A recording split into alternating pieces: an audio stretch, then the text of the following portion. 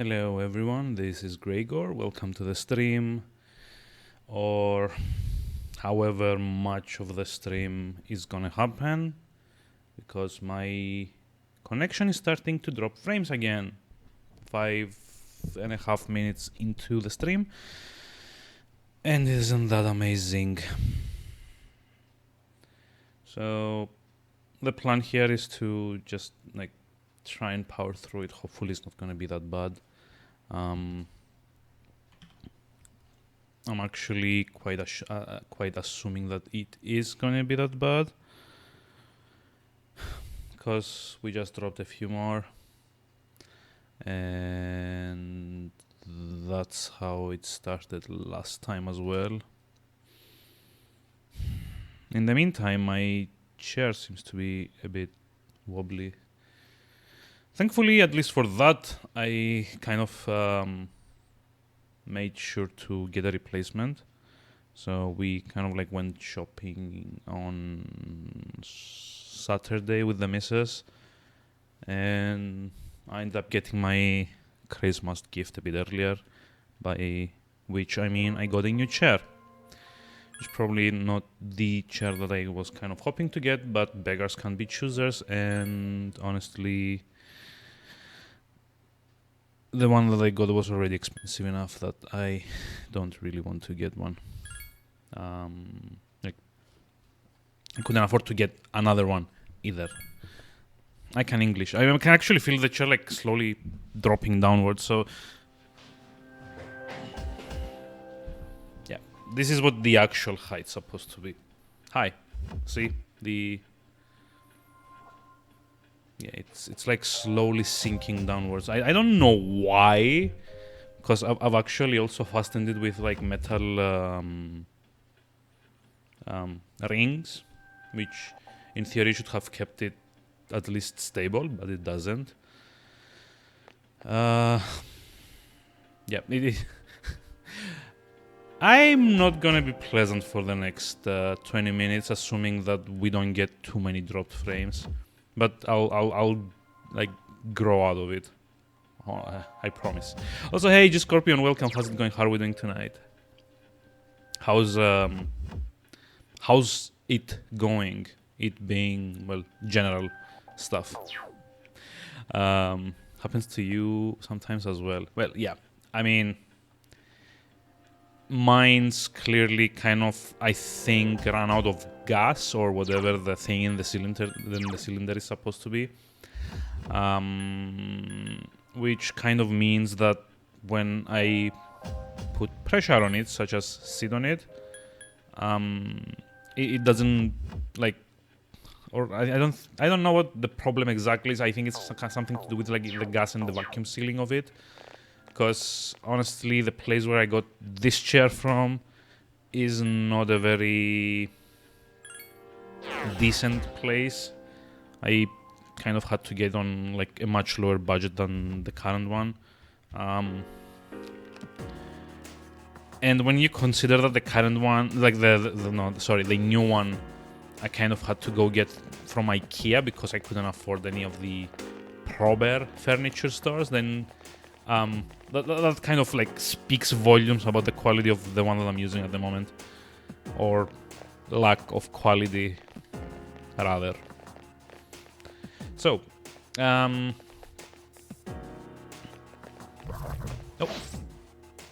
get rid of it when you leave. Yeah, I mean, fair enough. I don't particularly have that option. Hey, we dropped another couple of minutes worth of frames. Lovely. Couple of seconds worth of frames, sorry.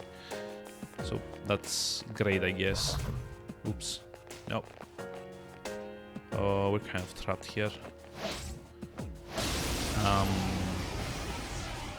But yeah, I'm like...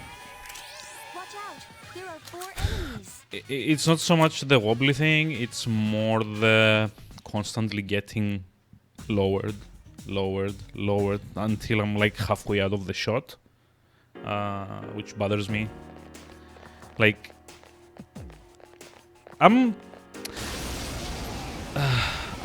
wouldn't say I'm like a very tall person, but I'm also not short, so I doesn't really work for me to have it lowered all the way down, which was what I would probably be doing if I could, because at least that way I wouldn't have to worry about it getting lowered all the time. If it can go any lower, then you don't have to worry about it getting lowered. Hey, Manaway, welcome. How's it going? How are we doing tonight?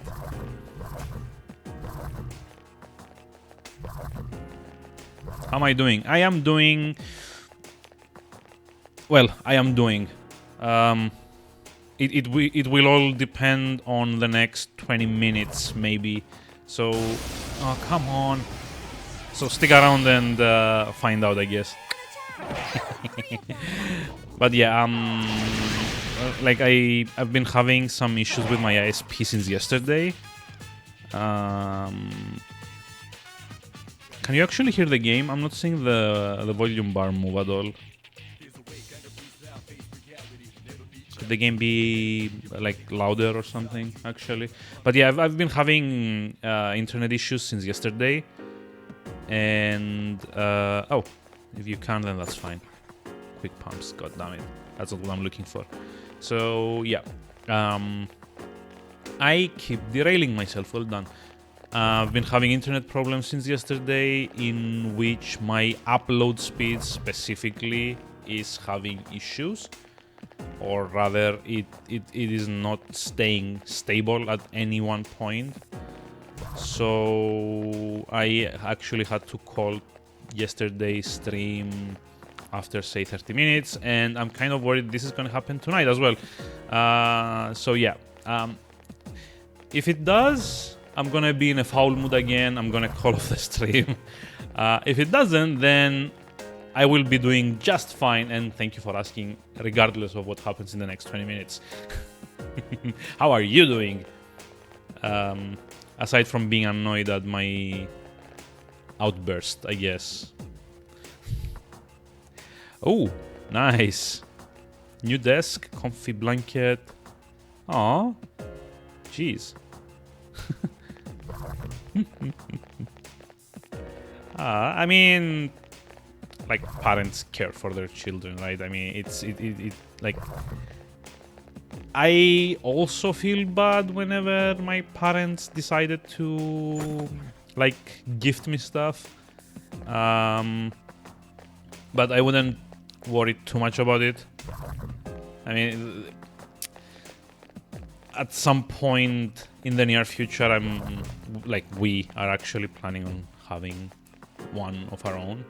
And I can, at this point, I can probably see myself also doing that when I have children. So I guess it's kind of like a parenthood thing. Again, we don't have kids yet, but I mean, we will eventually. So I might be talking out of my ass here, but I mean, I wouldn't feel bad about it. That's the bottom line. So I'm getting like a bunch of money here. In a weird limbo regarding that topic. What, having kids or having parents that are generous? Because if it's the first one, then you'll get there. If it's the second one, I'm sorry to hear it. It's also like very awkward to discuss, actually. Have I decided? I mean,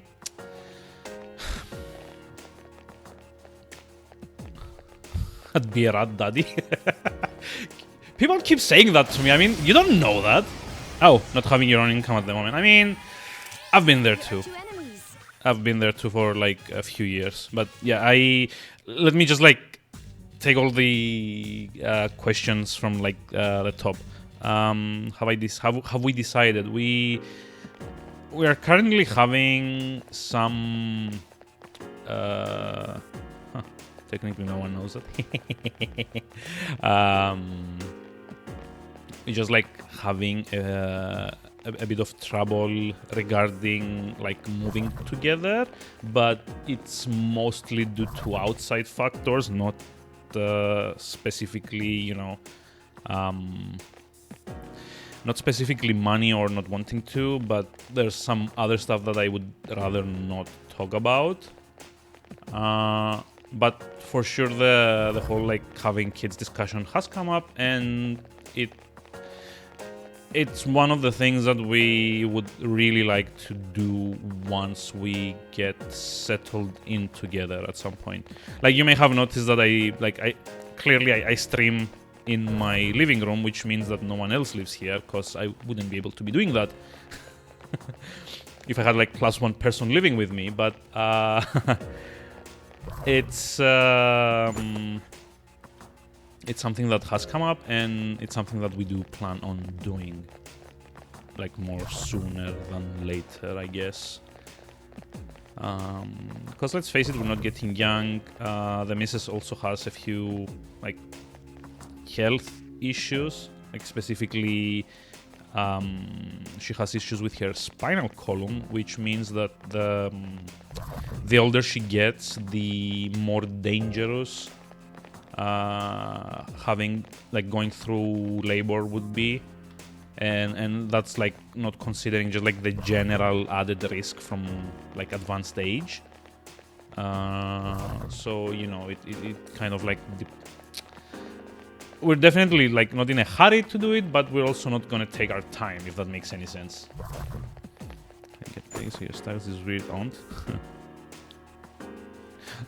Yeah, I mean, like it's like the most important thing is to, like, first of all find someone that you can see yourself having kids with.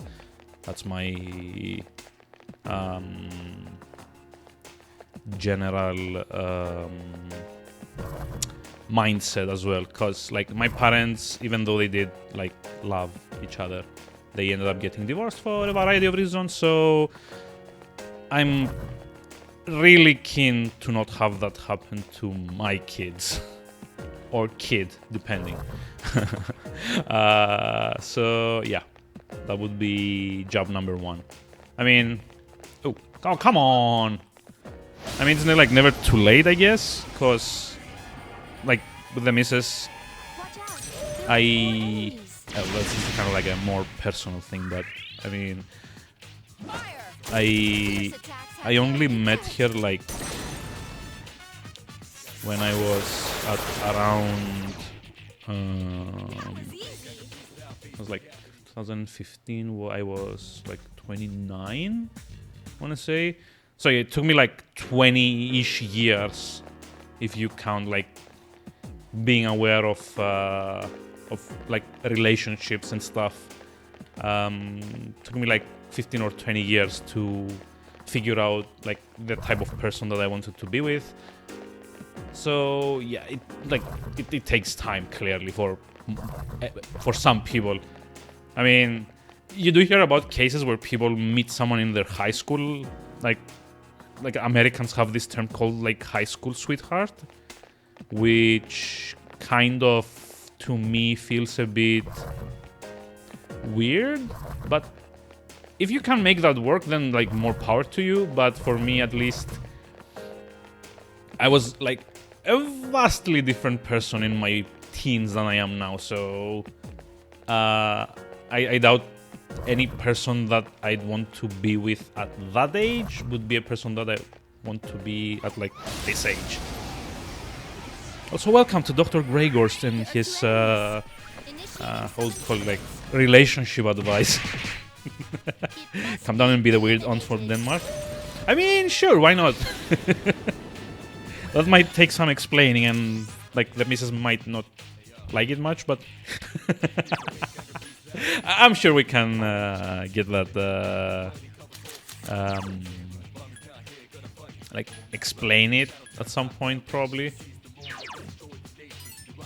It has multiple weaknesses. I mean, imagine me going, honey, here's like a lady that came all the way from Denmark to be our kid's aunt.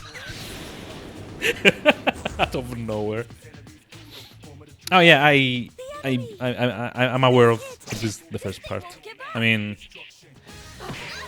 I can't imagine going through that, but at least it kind of sounds like you're now in like a better place, which is all that matters. Like I've been through some weird stuff as well, but not that that kind. I mean, everyone does, if you like think about it. Like I don't think there's like any single person that's gone through life not having some issues of their own at some point. Like I didn't. I don't have the correct words for this, so it's kind of hard. Also, you know, I generally tend to like internalize a lot of it, so it's kind of hard to talk about things like that a whole bunch. There are two of them. Watch out. It has multiple weak. But yeah, it does sound that, to me at least, It has you're multiple in a weaknesses. much better place than, Two enemies left. let's see, shit happening. And hey, you're like a cool person, so that's all that counts, right? Keep it up. I'm actually very happy, to be honest. When I started streaming like 2.5 years ago, I did not expect I'd be meeting this many cool people. Honestly, if you go back and watch my VODs from like when I started, I was like talking maybe 5 sentences per stream. I was kind of like in a panic mode because I'm not naturally a very outgoing kind of person. So My level of I aptitude has kept increased. worrying all the time that I'm gonna get, you know, called out or attacked or, you know, all the other lovely stuff that people do online, which, you know, kind of sucks. But people have problems, I guess, so they like to take it out on random strangers because it feels safer that way, I guess. Well, anyway, nope. Let me throw.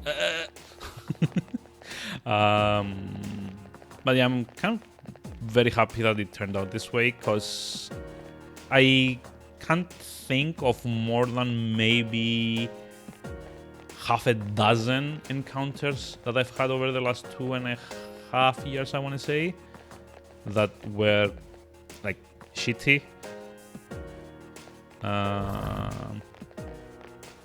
It mainly seemed to consist of meeting a lot of different, like, very cool people, like G Scorpion and Manaway, who happen to be the only people here at the moment, so they get to hear it.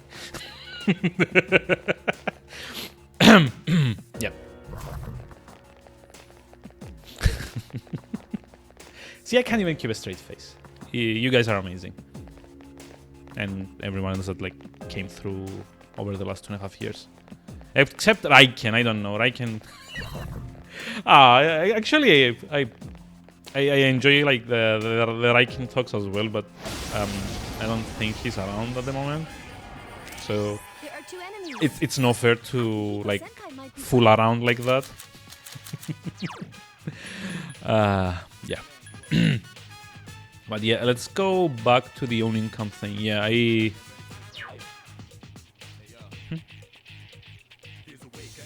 yeah, I mean, fair enough. Like, there's certainly Akihiko Senpai might be good. Two one of enemies the, I don't want to say hardest, but like a lot of like the harder life lessons that you can learn over your lifetime is that there's always gonna be a bunch of stuff that you wish were different, right? Wow, I'm actually giving advice online. That's actually worrying, but please like take what I'm about to say with like a huge grain of your own personal experiences. Don't just don't just take it for granted or take it verbatim or stuff like that. Verbatim is the correct word, but anyway, there's like something that I should always preface when I give personal opinions online. But there's like, I don't think there's a lot of people that can go through life without any regrets. regardless of all the cutesy sayings about like living life to the fullest. And oh my god, what am I doing? Pay attention to the game as well. But yeah, I don't think you can like ever meet more than a handful of people during your entire lifetime that are not in any way regretful or disappointed or wishful of changing stuff. Like even if it's very minute differences, everyone has something in their lifetime that they wish was different. And I mean, yeah, just a matter of what it is, exactly. But I personally try to see it more as a... Wow, I'm actually trying to say something without sounding like humongously cheesy about it. Like it kind of feels like the kind of conversation that you'd have if you were making, say, a motivational calendar or something like that. But yeah, it's kind of like more of an opportunity to, you know, act going forward rather than worry about what may have been. And I swear I'm not gonna like go more like poetic in on this. But yeah, like the most you can hope is to like do better or like do differently going forward. And then just like the other thing that's probably also like for me at least a generally good piece of advice is to try and, well, not bring yourself in someone else's position, because that's usually impossible considering how nuanced and complex human beings generally tend to be. But just like try and I don't want to say keep an open mind either. God damn it! I like people have ruined good advice by making it sound like saccharine bullshit. Seriously, it sounds like opening a fortune cookie and having whatever kind of like advice coming out of it. Impossible to give life advice without sounding cheesy. I mean, you're not wrong. But yeah, it's like kind of like try to get yourself into another's position. Is the general gist of it. Just don't dismiss stuff like that. Critical thought is also like a good life hack, I guess. Try to always be suspicious of not people, but the stuff they say, which is kind of like a hard skill set to develop. Because people generally, we as people generally tend to mentally connect other people with the things they say, even though at like a lot of the time they themselves kind of like just pass it forward from hearing it from someone else. So, you know, people change their minds all the time is what I'm saying. And if it's something you disagree with, it always pays to calmly try and debate something and like logically deconstruct it to see where it's going. Wow. Hey, we actually got through that. Okay, so back to butt jokes, I guess. Also, apologies for the dropped frames. I'm seeing them. There's nothing I can do about them. I'm gonna try to keep going regardless. My ISP is being a colossal dick at the moment, and I'm not very happy about it. Really, you weren't? I dropped like 2280. Give me a moment to do some fast calculation. I dropped like 76 seconds worth, like a full minutes during the last half hour. So if you're not noticing, then I'm probably doing something right with my voice. But yeah. I mean, you can take your comfy blanket with you, right? Like, maybe probably drape it a bit higher. The voice never lags though. Oh, I see. So it's just the image? Huh. Yeah, I guess that makes sense because you're like dropping frames and not like the audio. But yeah, I am aware there are a few slight drops. I did also try to reset my router twice, and once when I was starting the stream, the connection actually cut out. So I assume that my internet provider did the stupid thing that they did like a couple of years ago, when they made a bunch of offers, and those offers brought on so much like new like user base that their systems couldn't handle it. Because here in Cyprus, they tend to do that. They tend to offer more than they can actually service. And isn't that amazing? Where am I running around now? I'm running around Tartarus, and I'm actually only running around because I have this one side quest that I need to do. I actually stopped the stream yesterday and said I would do them, but I forgot to do this one, which is to find a weapon called the Utenta Mitsuyo. Tartarus, it's the dungeon in this game. It's like a massive 200 or 300 floor dungeon. Randomly generated as well. Because, of course, it would be. I mean, it's a game from 2006. There are bound to be some bad design decisions, right? And I'm just like gonna get to the end of this block and just like call it for tonight and go back to the regular social link stuff. Also, I just realized we're like running on the default music theme. Which actually, funny story, is something I didn't know you could do in the game until 2 streams ago or 3. I was like, wait, you can actually change the music? I'm like, Tartarus is the equivalent of Christianity's hell. I mean, I think it's more like Greek mythology underworld rather than Christianity. It's not like actually hell. Because like Christianity's hell is actually, you know, hell. As far as I know. I'm not a very religious person, so don't quote me on that. But I think Tartarus is was supposed to be the Greek equivalent to the underworld. Wait, this guy is weak to Mudo.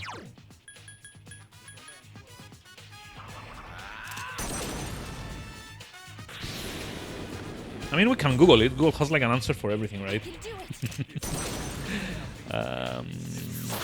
Give me a moment. Let's see.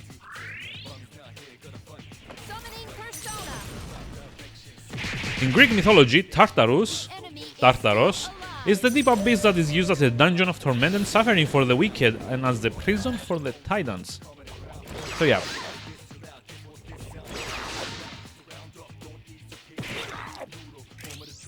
Big great deity. Aww. Sucks to be him then. Wait, why is every one of those missing?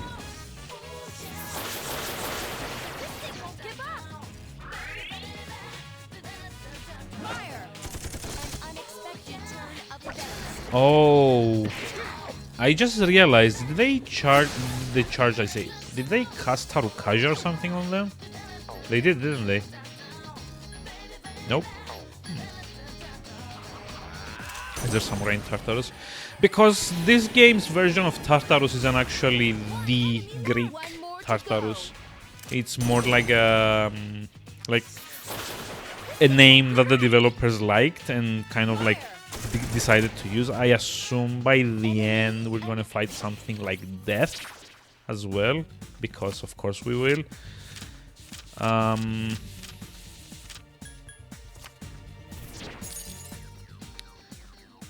I guess the idea here is that it suddenly kills one foe who is fearful. Really? But I don't have anything with fear. Mazio Maragion, Megiddo, Mamudo, Masukunda. Oh. Here's the problem here. I have Wind, I have Fire, I have Zio, I have Megiddo on this character. I have like 2 dark skills. Should like probably want to remove Mamudo. Because it's like a very low-ish level spell. But yeah, the theme here is that these are all kind of like representations of mankind's sin or something like that, or their darkest thoughts or whatever. The Persona games aren't particularly good at explaining all of that. Like the general idea is that just follow. What? Yep. There we go. From Megami Tensei Wiki. Yeah. That's basically all the explanation you get in the game as well, up until this point at least. So, yeah. Well, no, it's not actually inspired by Tarot. They just like use the iconography for that, but it's actually like literally inspired by what's his name? It's like Sigmund Freud. It's like the Freudian like the Freudian model of the was like the ego, the superego, and the id, I think, or something like that. Like, yeah, Freud, exactly. Because I believe persona is kind of also a term in his papers. And it's like this is like so hard to explain. I've been playing the Persona games for so long, but I still can't really explain it properly because the game itself kind of intentionally leaves itself to be a bit more vague in that regard. So the idea is that penis envy. Yeah, I mean that wasn't particularly good, but this is actually more like less into the sexual aspects of his research and more into the general ideas, like the general themes. So let me try and like explain in a nutshell, give a like 2-sentence description of what the Persona series is. So, Persona series, it's a series where your character's inner selves can manifest as summons. Like they take actual physical form and can interact with the world, which are all the monsters I've been summoning over time. So all of these are kind of like persona that my character has. And the stuff I'm fighting are called shadows. Now, what shadows are kind of depends between games, because in 3 they're kind of like failed experiments that we recently, in like story terms, discovered were made by something called like Kirijo group. So, yeah, anyway, the general idea for the enemies is that they're manifestations of mankind's dark desires or something like that, which is why most of them are kind of like symbolic in their designs.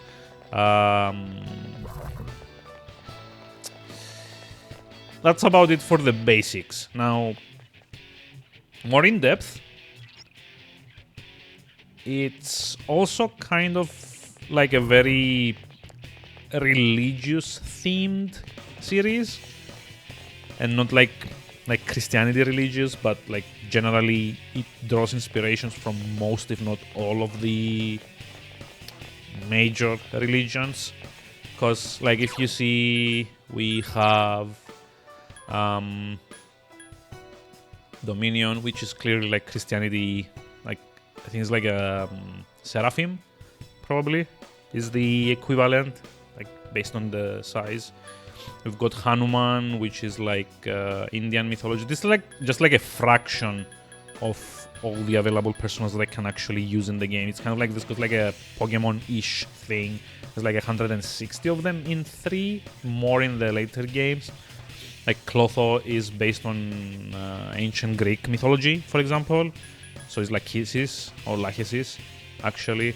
Vasuki, I think, is again Indian. Succubus is kind of like a pagan, Christian kind of thing.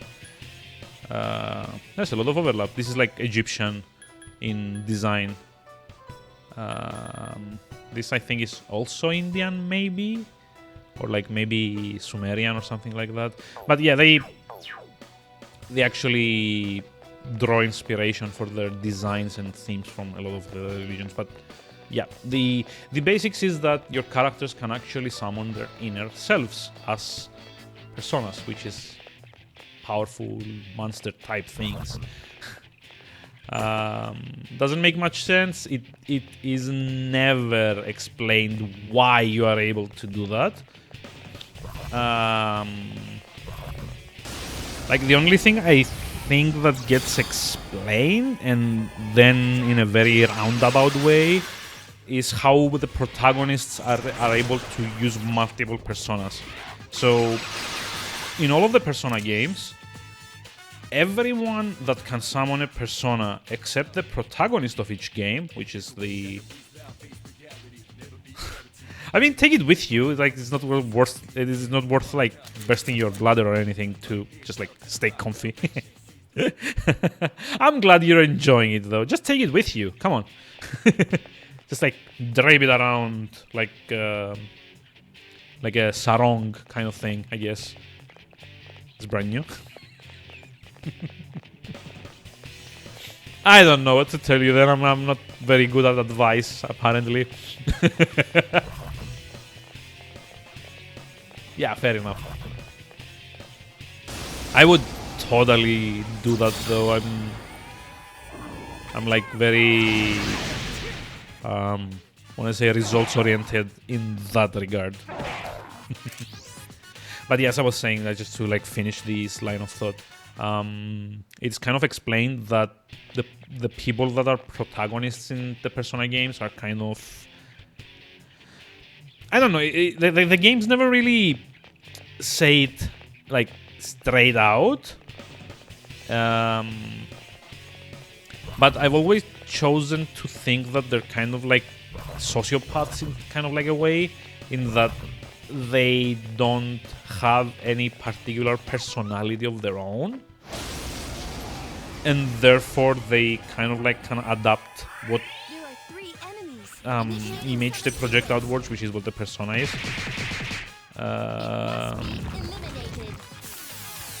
The official explanation is that they have the power of wild card, which means that they alone can summon any single persona that is possible by humanity.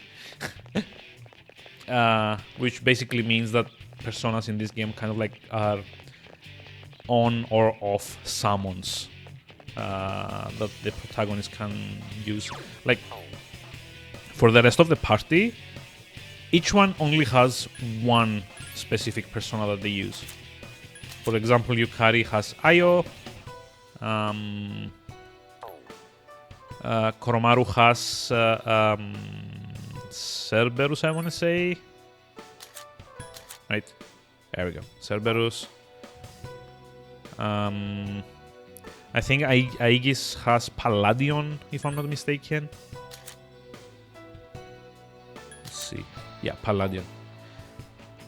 And that's about it. But the protagonist can make and equip as many as he wants. Well, he can only carry like a preset amount, but the theory is that he has available all possible personas that can be ever manifest from like humanity's desires and so on and so forth. It's a hard series to explain. I won't lie. It's like a very hard series to explain, especially if you haven't played it yourself. Like, a lot of like the understanding of what's going on kind of comes after like 100-hour session in this game, or like any of the Persona games.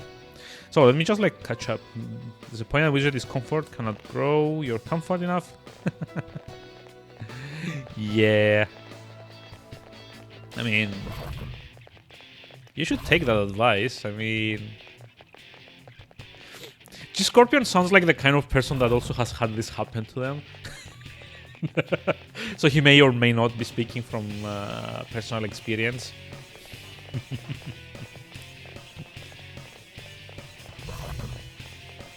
I mean, as for me, I'm like lucky. We never get that cold around here, unfortunately, because I like the cold, to be honest. Like, it's the 5th, no, it's the 3rd of December, and we're still at like 15 degrees at night.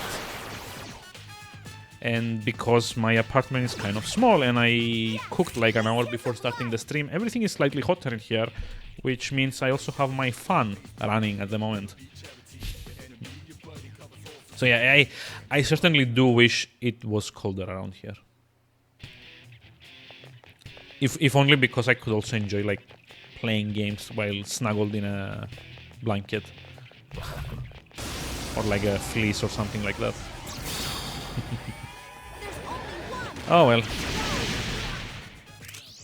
I mean, I'm still drinking iced coffee in December. And, like, I even have to like pull my sleeves up, even though I do get to wear a hoodie. That's 76 square meters. I mean, that's the best kind, right?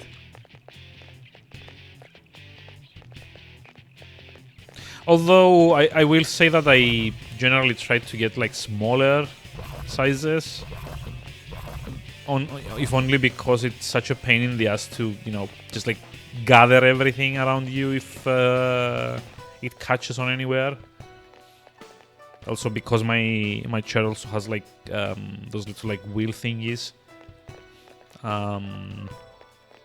Having something as long as that's definitely gonna like catch on them. I've had it happen like twice in the last couple of years. Have way too much stuff for a small apartment. I mean, I know. I'm like that as well. It's like I've like very recently after moving into this place, I came to terms with the fact that I will never have as much space as I wish I had.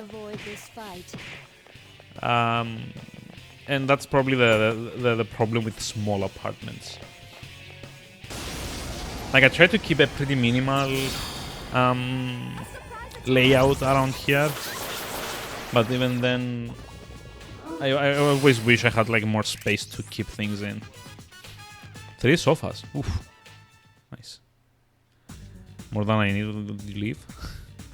Once lived in 16 square meters. Actually,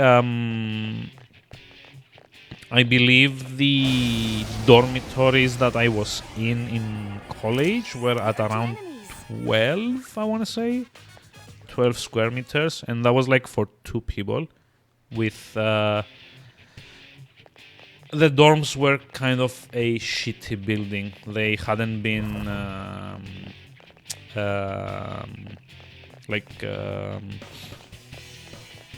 they hadn't been like built properly, and well, basically it was like 10 or 12 square meters, and what it was like it had just enough room for 1 desk for 2 people, a bunk bed, top and bottom, or like top and bottom. Why did I do this the other way around? I don't know. And a small closet for where to keep 2 people's clothes for an entire season, in theory. So, yeah, it was like government architecture at its best. Oh yeah, it also had a sink, but no shower because those were like common to everyone on the same floor. Toilets as well, which kind of made this hilarious thing where everyone would try and wake up at like 6 to 6:30 a.m. in order to like have a bathroom break as soon as the cleaners went through, so you wouldn't have to visit the toilet after, say, like 200 people have like gone through those. which was because like the toilets were meant for use by like the students that were living at the dorms, right? But because the building was so old, they couldn't even lock the doors. So anyone that wanted to use a toilet and didn't want to use the university one, they came to the dorm ones, and the dorm ones were, well, by the end of the day, let's just say that the smell was bad enough that like we had to actually close them off until the cleaners came in the next day. I know for a fact that for like a couple of times the cleaners actually went on strike because of how bad the situation was in there. Yeah, thankfully we didn't like get to that point with my roommate. Honestly, that would have been like the worst.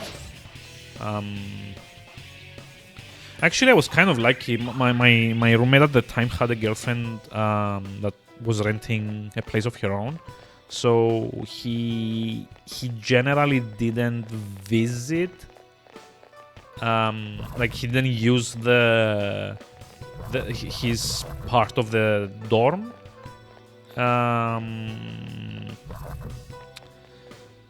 Except for I think was like weekends, because she was from like a nearby town, so she went back on weekends to visit her family, and like he stayed back because it wasn't like serious. So have these connections. Nope, I have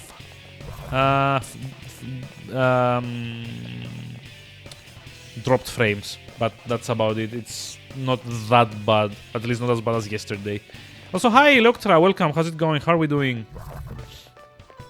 You mean generally connection loss? I do not. Just like a few frame drops, and hopefully it's not gonna get worse than this. I'm okay as well, thanks for asking. I mean, are you seeing any like problems aside from a few frame drops? Oh, come on. Koromaru, why? Wait, what? He actually managed to kill them on by himself? Yay, I guess. Huh.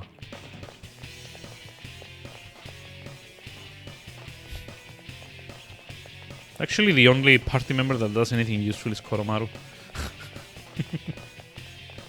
Ah, I'm being mean. But it's not my fault, they're being useless. Yeah, I'm actually not getting any gold chests either. Which was the whole point of this expedition. So I think I'm just gonna go and like keep doing the social links now. And just leave it at that for now.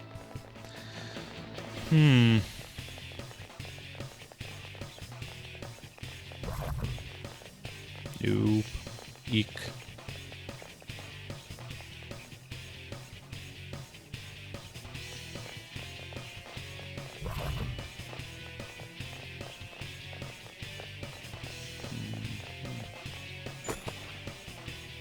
Oh, hey.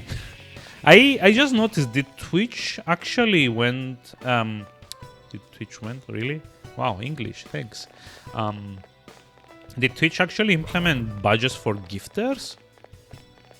Because I just noticed that Leoptra has like a shiny golden gift icon next to his name. I didn't know that. But then again, I'm not actually always paying attention to badges and stuff. I don't think I even had subscriber badges until it was like 6 months ago. When I was kind of like bored one day and decided to make some very, very, very basic ones. I think I also got like Razin to make me a few for like bit donations, but that's about it, I think. Oh, look at me, all pro and stuff. Ooh, hey, golden. Please give me that weapon. Magic mirror. Oh well.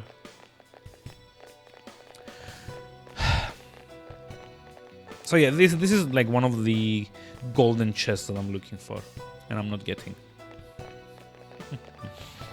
Yay.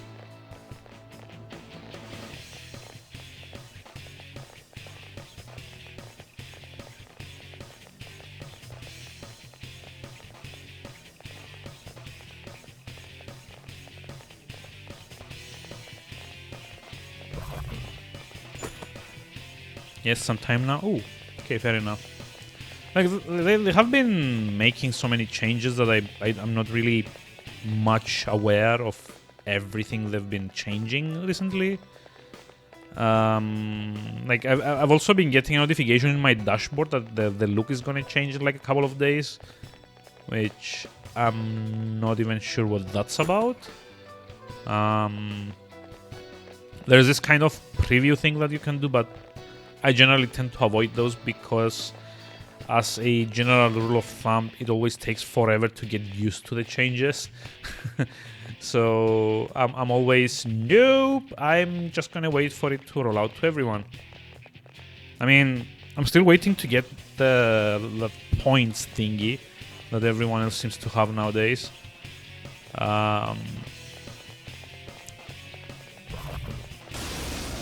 I assume there's gonna be some kind of notification for that at some point.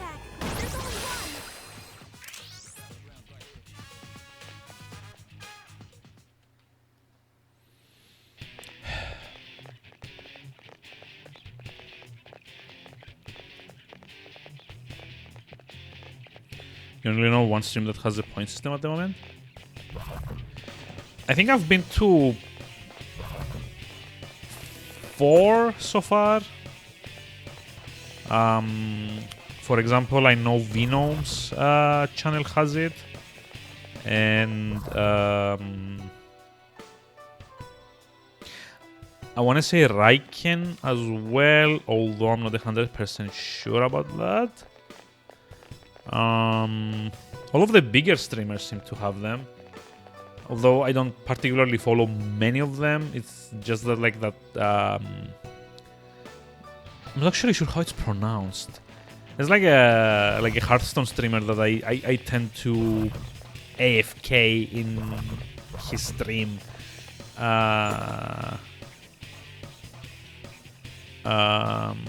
Oh wow! I just trying to remember what it's pronounced.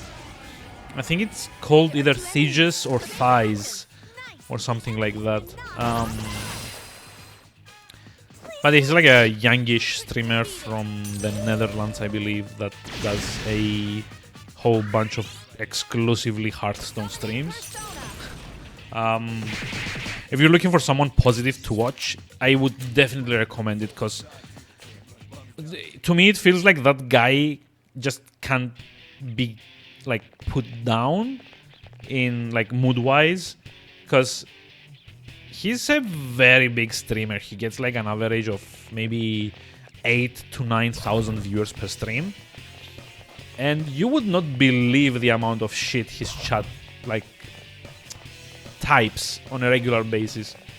And personally, if I were in his place, I would probably just get like chronic depression or something just reading that.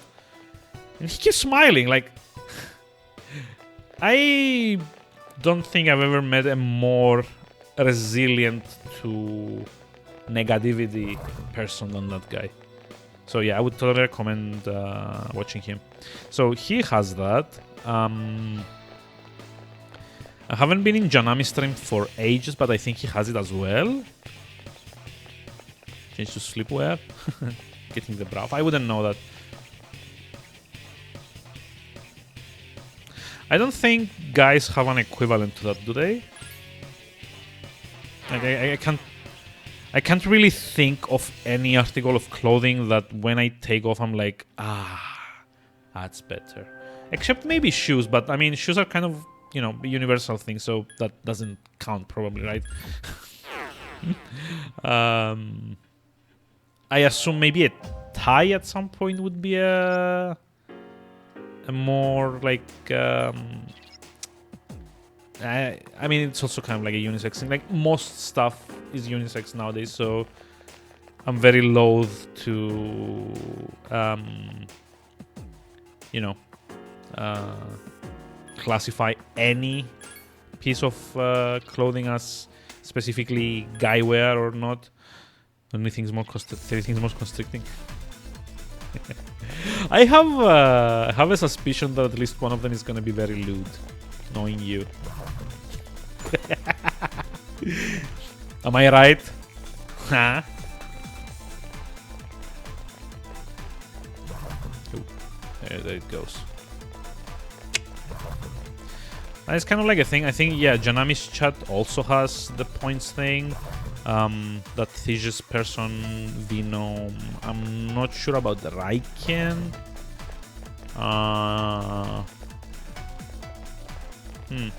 Who else? Oh, I just realized I haven't really watched a lot of people lately. I think it's mostly because the times I stream is also the times that they stream. I haven't caught Puffy's chats in ages because of this. Although she was kind enough to drop a raid yesterday. She was just finishing her streams as I was starting mine. Not yesterday, on Thursday. Corsair? Gaff. Gaff. What's a gaff? I'm kind of curious, actually. Never heard of that. Gaff. Wait, what?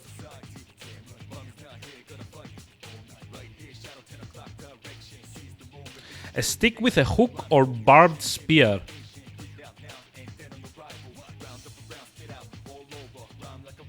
Oh, okay. Fair enough. I would like.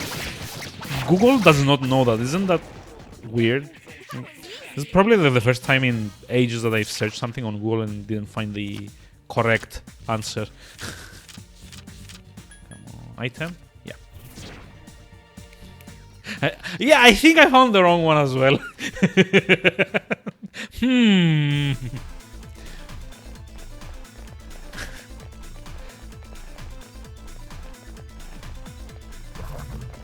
Oh, come on.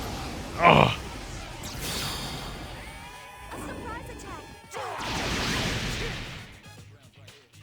Like, on a side note, these guys are terrifying. Also, I'm actually not sure what they're weak to. There are many things called Gaff.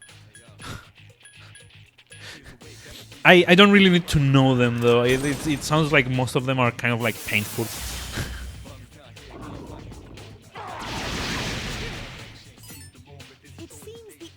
Wait.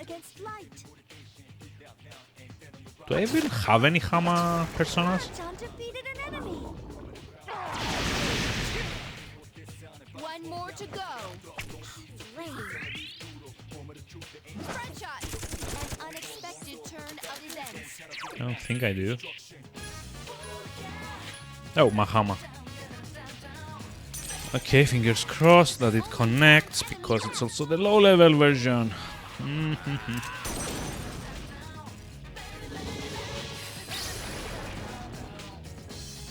Yay. Oh, Koromaru's tired. Boo. So kind of hoping this gold chest has the item that I need. Just so that we can call it for now. Like the dungeon exploration. God damn it.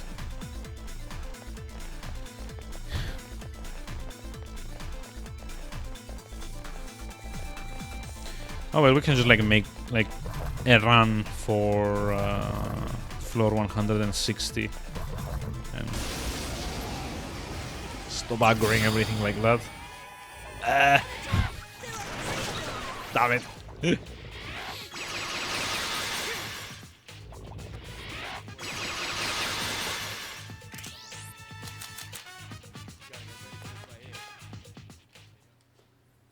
So I'm actually trying to avoid as many fights as possible, just because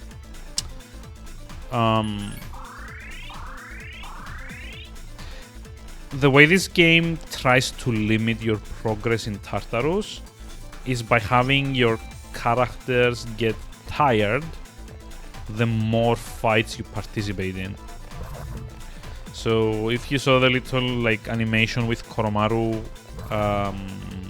after the end of the last fight, where she said that he's tired, what tired does, it makes them do less damage. It also makes them hold on. I have a feeling that death is near. Wait, what? No, death spawned? Well, we're like out of this floor as fast as possible. Oof. Yeah, that sounds ouch.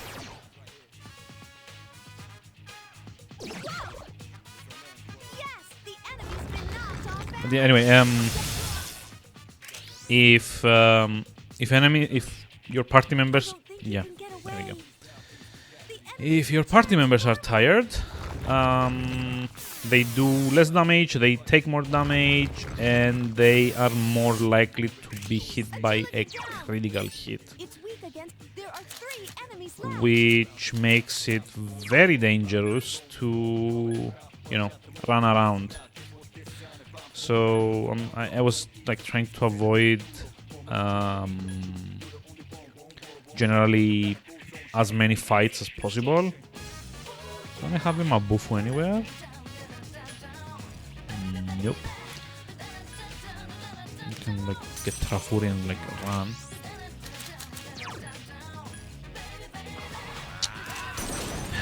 Oh well. But yeah, you get in a very disadvantageous position if your party members get tired. And by the way, it seems that death has also been activated on this floor. You can just like wait here at the entrance and show you at like the exit. But what happens is that aside from the tiredness thing, another way the developers kind of want to like limit your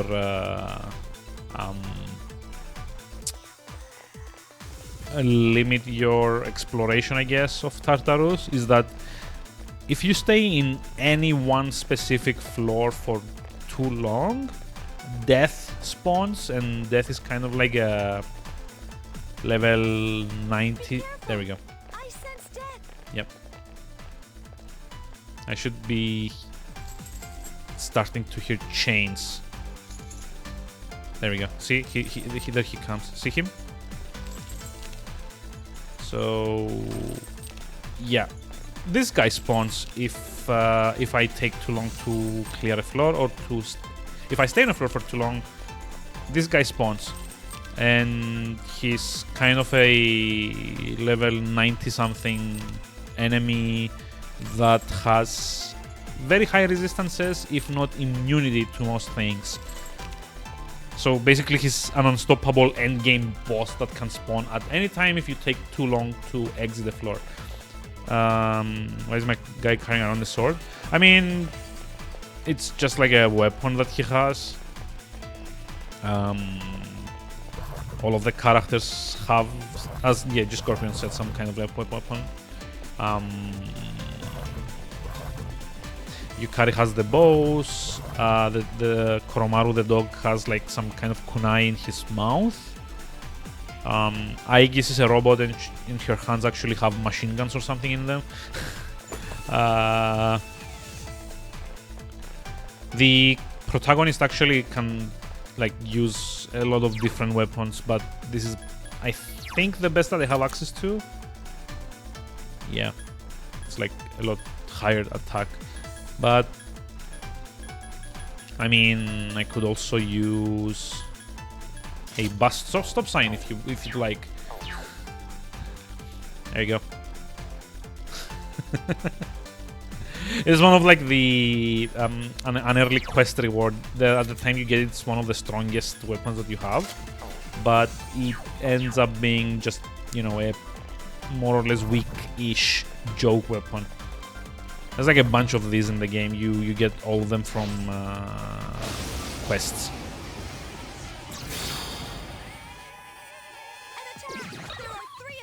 But yeah, you just like get weapons to fight with. They don't ever really explain why it's supposed to be a sword. I think they tried to explain it in 4, because in 4 you also kind of have like a katana type weapon as your like the protagonist's default one.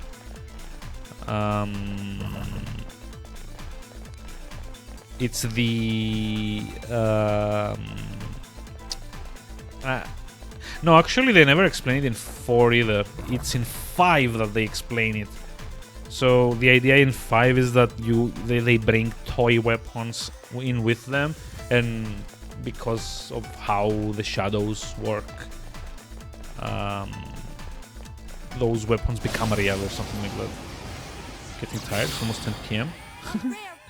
I mean, yeah, I get that as well. Like, recently work hasn't been very pleasant, so I end up coming home and just I don't feel like streaming. I just like want to take a nap, eat, and then go to bed, which kind of sucks. Doing wonders for my sex life as well. But yeah, it's like been very, oh come on, it's been like a very fatigue filled month, the last one. It's a good thing I've actually managed to stream as much as I did. It's like literally for the last month I've been getting this overpowering urge to go to bed at around 9 p.m.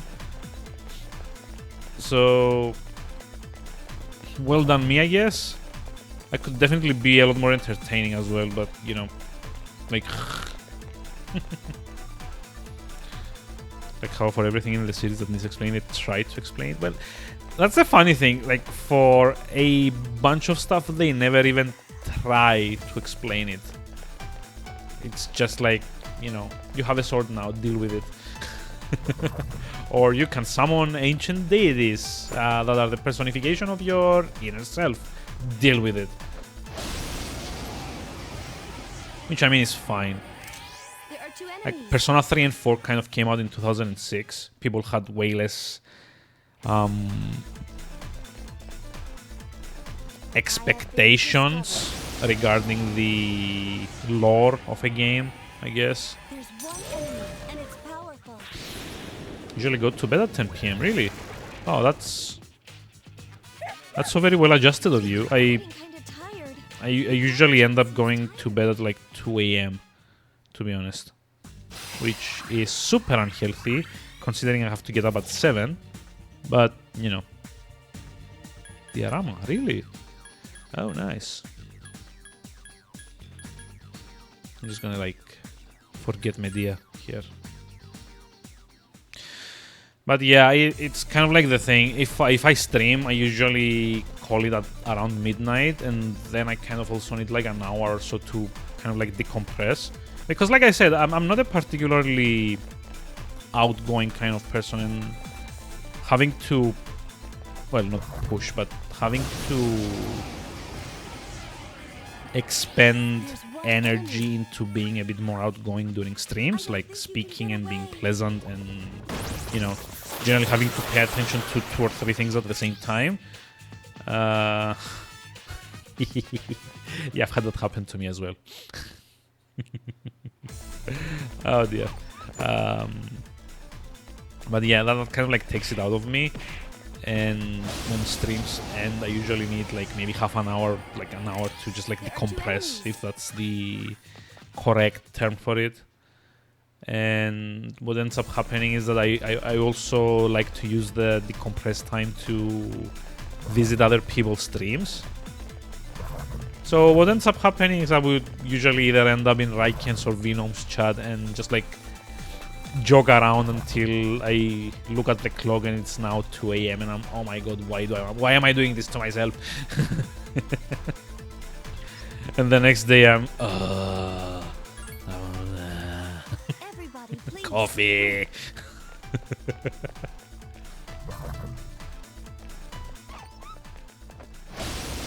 So basically the takeaway here is that I'm very bad at setting limits to myself.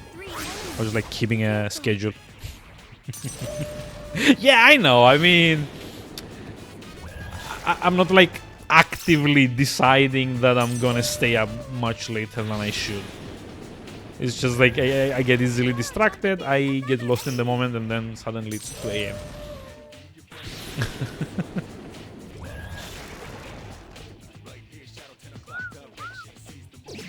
Aren't you getting tired? Oh no, protagonist is tired as well. Damn it.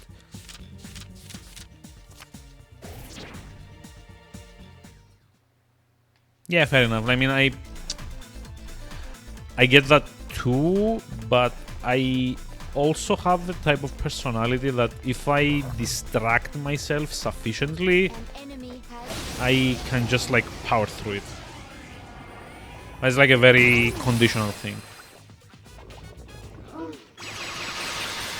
It used to be that games did that to me. I was very easily like I would very easily get into any given game that I can just like lost track of time.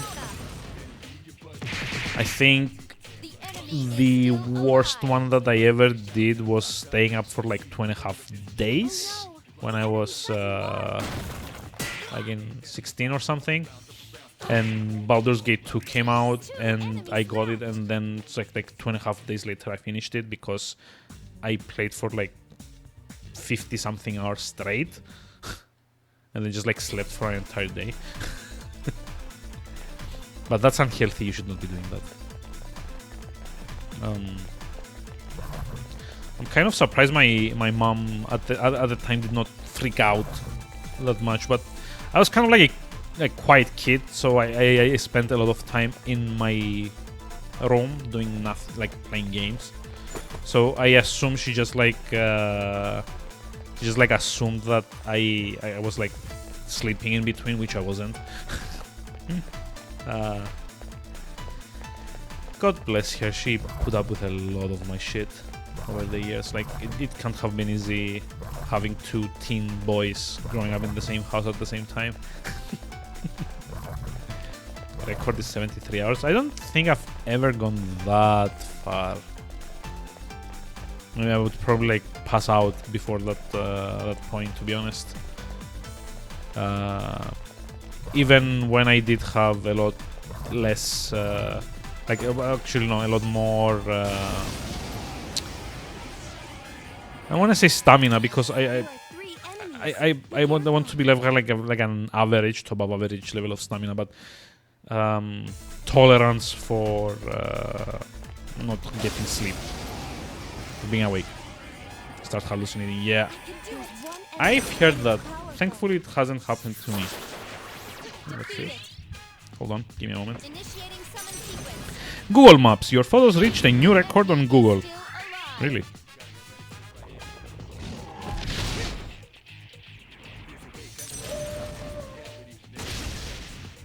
Oh, nice. I actually hit like a weirdly high milestone on Google Maps photographs because I've been like doing this whole like reviewing thing when we're on vacation with the missus. So I hit like a pretty decent number. I don't know if you can see. It's like it's like 300,000 views. And now I kind of wish I could capitalize on that, but well, at least I'm helping people out there. That's the important thing, I guess. Kind of surprised, actually. Didn't even know I've been getting this many views. I mean, congrats, like in a way, yes, but doesn't really matter for anything, does it? No one is any closer to knowing who I am after viewing one of my photos. And like at least a third of them come from this place in Athens that we went, which was kind of like a I'm not sure how the specific type of restaurant is called. It's not a taverna, but I believe the Americans call them bodegas, which is kind of like a restaurant that's also a grocery shop where you can buy the ingredients that they use to cook stuff.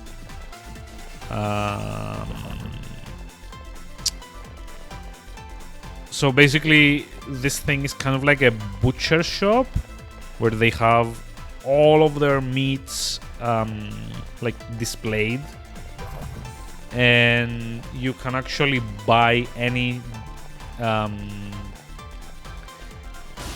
specific ingredient that they use that you want, right? Bodega in Denmark is just a pub that we can smoke. Well, in America, it's kind of like a combination of like convenience store and restaurant. Like I said, it's kind of like a place where you can buy anything that they use as an ingredient to cook food. So if there's like, say there's like a steak dish that you really like that they make, you can actually ask them to sell you the ingredients to make that at home, like the meat and the spices and stuff like that. We actually discovered this one when we were in Athens, like early last year, and just like I believe it was like March of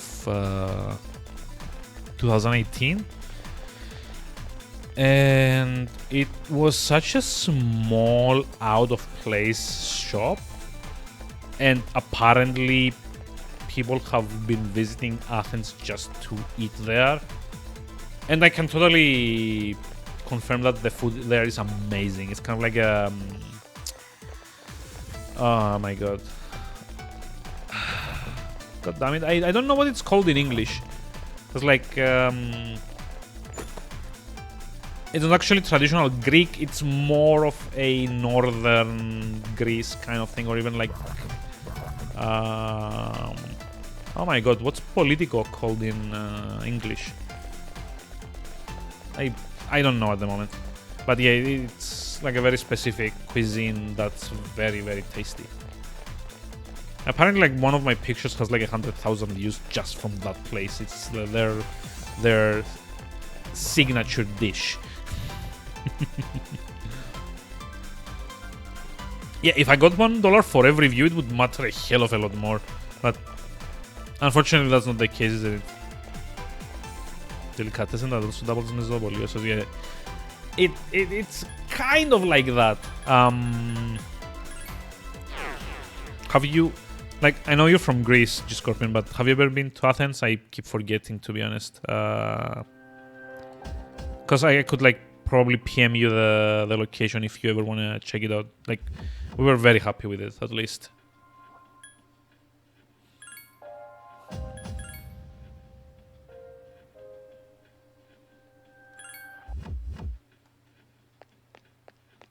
Okay, I think that's it for today, since we didn't get the weapon that I wanted. So I guess we're back to doing boring old social links now. I don't know. Yes, for the better part of yours.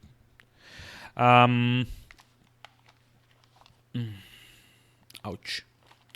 Mesodobolio is a restaurant that specializes in meze, and meze is kind of like smaller variety portions that are meant to be eaten, that are meant to accompany drink. So I think like G Scorpion can correct me on this, but meze is supposed to be like small pieces of kebab or like fried cheese and French fries and stuff like that. That you get in like small portions, and you just like it's not actually appetizers because they bring enough volume of them overall so that you actually fill up on them. Like, it's meant to be a complete meal on its own. It's not like just appetizers. So it's just like imagine like I don't know. I want to say it's like more similar to a smorgasbord, but that's not actually the case either. But just imagine it's kind of like a bunch of different main courses, but in smaller portions, so that you can like pick and like pick and eat while you're drinking. Spanish word, maybe it's tapas, but that's actually not exactly the same either. So it's kind of like more of like a Greek cultural thing. What's that word again? Tapas. Tapas. If that's what you're thinking about. But that's not exactly what it is either. It's close, but not quite. So basically, like a generic meze course would be consisting of one skewer of pork kebab per person, maybe one skewer of chicken kebab per person, a few French fries, a small Greek salad, a few dips like tzatziki and like tarama, which is like tahini maybe. You'd probably get some like grilled pita bread as well. Small platter of cheese and ham. Yeah, fair enough. There's like a whole bunch of stuff. So it's like actually... Yeah, but you're not actually getting like a portion per person. You're getting like 10 or 15 small dishes that you're meant to share with other people. So you just like pick small bites from each. And like the general purpose is that it's supposed to be an accompaniment to drinking.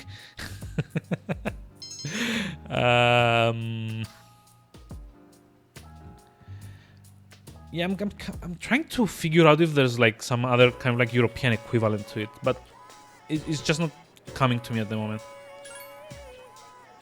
Like you'd also get I know in like some places. Oh, you know what? Imagine it's kind of like a form of not the oh my god, it's kind of like the concept behind sushi, right? Where you get bite-sized pieces. It's not like the same ingredients as sushi. It's kind of the general idea that you get like a bunch of different stuff to taste, but a big portion overall. So it's like it's like what G Scorpion says, like a big meal, but made of individual smaller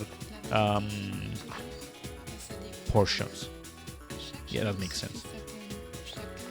It's kind of like a thing in both Greece and like here in Cyprus that it's like a meze is kind of like what you tend to do with friends, like go out with like 4 or 5 or 6 friends and then just like order meze for 5 people or 6 people and just like do that. But yeah, around here drinking and eating at the same time is very common, like to the point where like certain foods are kind of like associated with drinking, if that makes any sense. So what social link? It kind of depends on the place, because like there's a lot of places where spirits are actually the go-to drink. But it also kind of like depends on like the occasion as well. No, actually. Oh, you know, while eating, I mean, again, kind of depends. Like, for example, my grandpa always had like a beer with his lunch and dinner. To the point where I don't think I can ever remember him without one at those times. So yeah, it's definitely like a regional thing. He did that at Christmas, but he did that all the time. So I actually, need a helmet from this guy.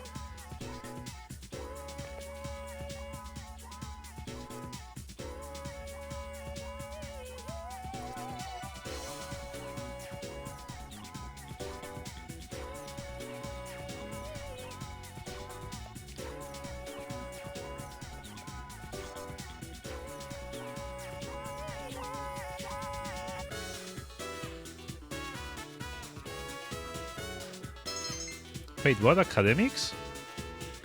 What? Oh no, I have to...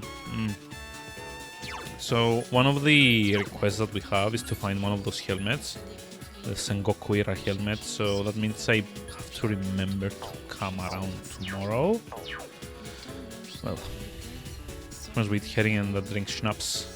Fair enough. I mean, around here it's kind of like more of the...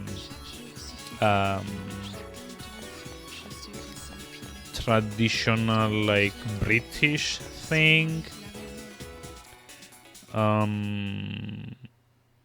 Like for Christmas we usually have either like chicken or turkey, or like in some places, especially in Greece, they have lamb. But it's definitely something big and something grilled for the most part, of like, or like baked. What else? I know they're supposed to, like in Cyprus they make Christmas cake, which is kind of like a British thing for Christmas. We also have something called melomakarono, which is actually a kind of like very very sweet, very sticky kind of I don't know, would calling that a shortbread be accurate? Like 9 different dishes. Yeah, that does look like a lot around here as well. So, fair enough. So, who am I going to progress with? Like, I think all of the school ones are out of limits because there's an exam in a week's time. So, I think Rival Athlete and Gourmet King are the only ones I can do from those. Hey, bad day to stream, everyone's playing Halo. Well, it's a good thing I don't like Halo then. Hey, why did I say G Scorpion? Hey, Aznakta, welcome. How's it going? How are we doing tonight? So, online game is on Sundays. This one is out of reach. This one as well. This one as well. This one as well. So it's either going to be Rival Athlete, Gourmet King, or Girl at the Shrine. I think I'm gonna go with Athlete because I've kind of like left him behind. Hey, what's up? Wanna grab some chow? Chow. Oh shit, I don't actually have a star. Whoops.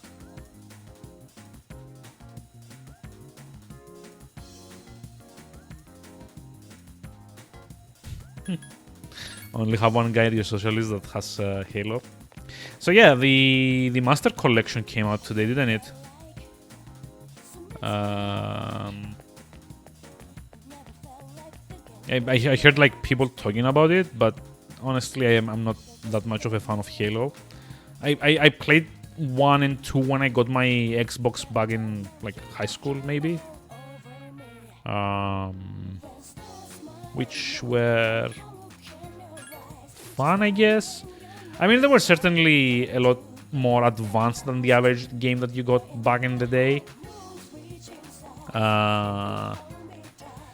But I was never much of a Halo fan myself. I think most of the fandom kind of developed into after they enabled the online thing, which I never participated in. So, you know, I wouldn't really know anyway. Wait, Eligor, Dionysus. Hey, I can make Dionysus. Nice. Which is a moon persona. Yeah, I actually the second one I ended up getting the collector's edition as well. It's like a nice silver steelbook box. Might have it in my collection there. It was fun, but I never really got into it like most people my age.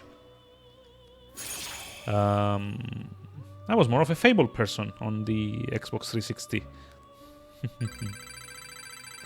This is the first on the timeline that launched. Oh, okay, fair enough. So they're actually doing like a staggered release for those then? Because I thought like that Master Chief Collection was supposed to have like all 5 of them.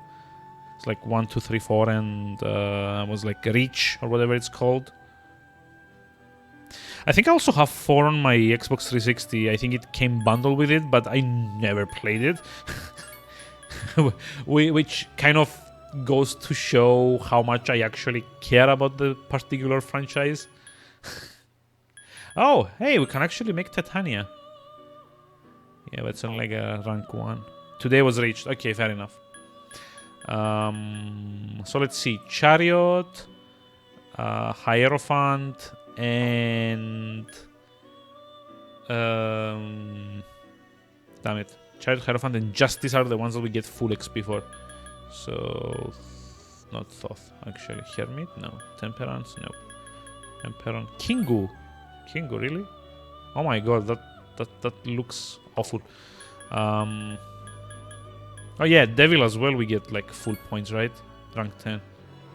Incubus, we don't want that though. It's not actually anything better than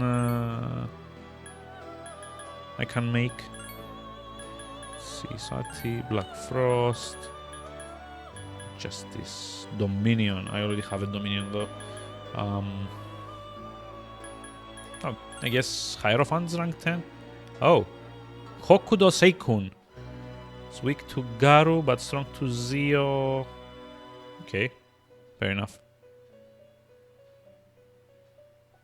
Oh, it's 1, 2, 3, 4 each and ODST. Yeah. I mean, it's one of Microsoft. It was one of Microsoft's most successful franchises, right? So it kind of makes sense that there's like a lot of them. There was like a point where they came up with a new one every couple of years. Like 1 and 2 were on Xbox, the original Xbox. 3 and 4 were on 360 and ODST as well, I think. And Reach. Yeah. But yeah, I think they've just like bundled everything into a collection. 700 achievements, really? Oof, that's a lot. Yeah, I know. As I said, 1 and 2 were... Wait, 2 was 360 as well?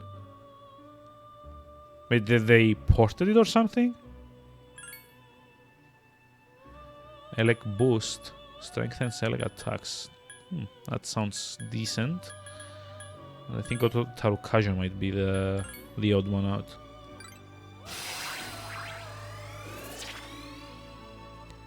Oh shit, it also learned Null Shock, so now it's immune.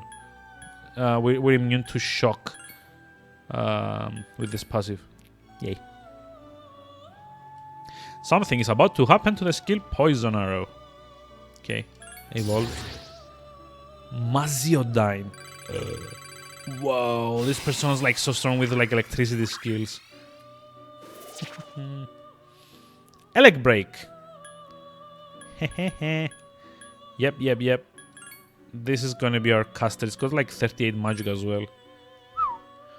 Like such a strong person. Is it off to bed? Hey, have a very pleasant evening, man, and thanks for stopping by, spending time here. Much appreciated.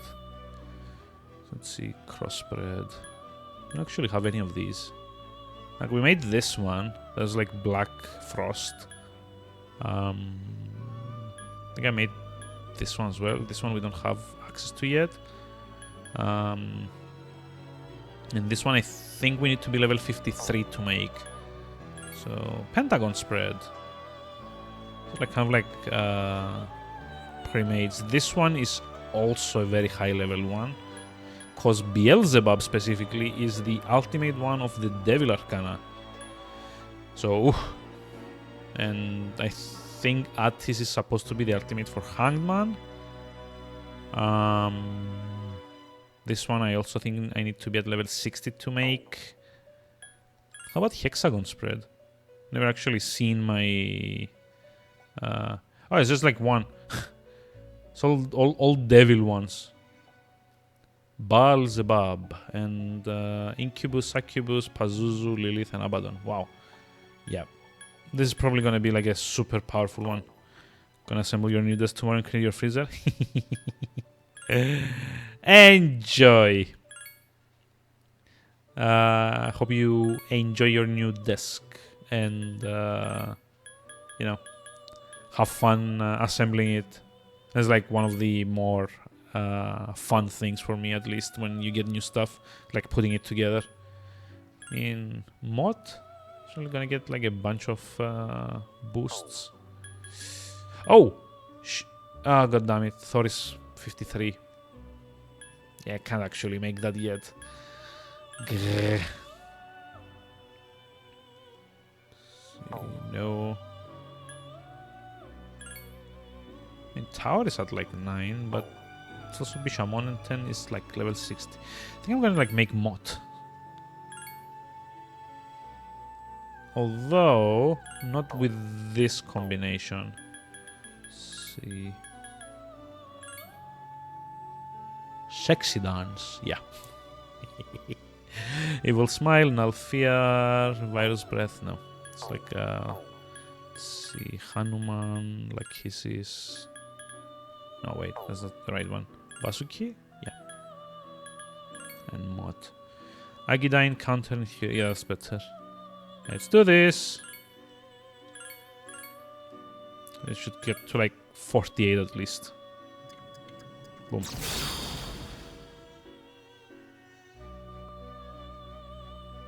So yeah, I got a persona that's a coffin. With a very scary thing inside it.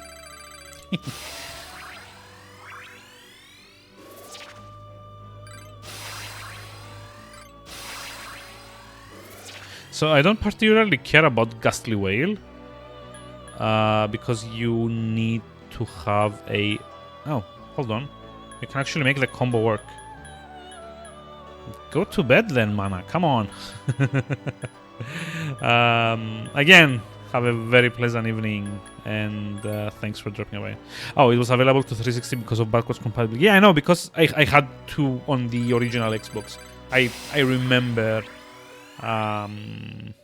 like buying it. We actually went half and half with my brother and bought it. It's like Mudo Boost is better than Agidine. So this one's gonna be our like insta kill persona only.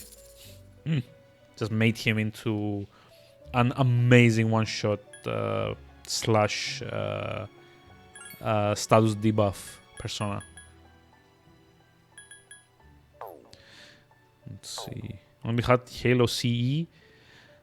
CE was like Combat Evolved, right? It was like the first one, I think. Right?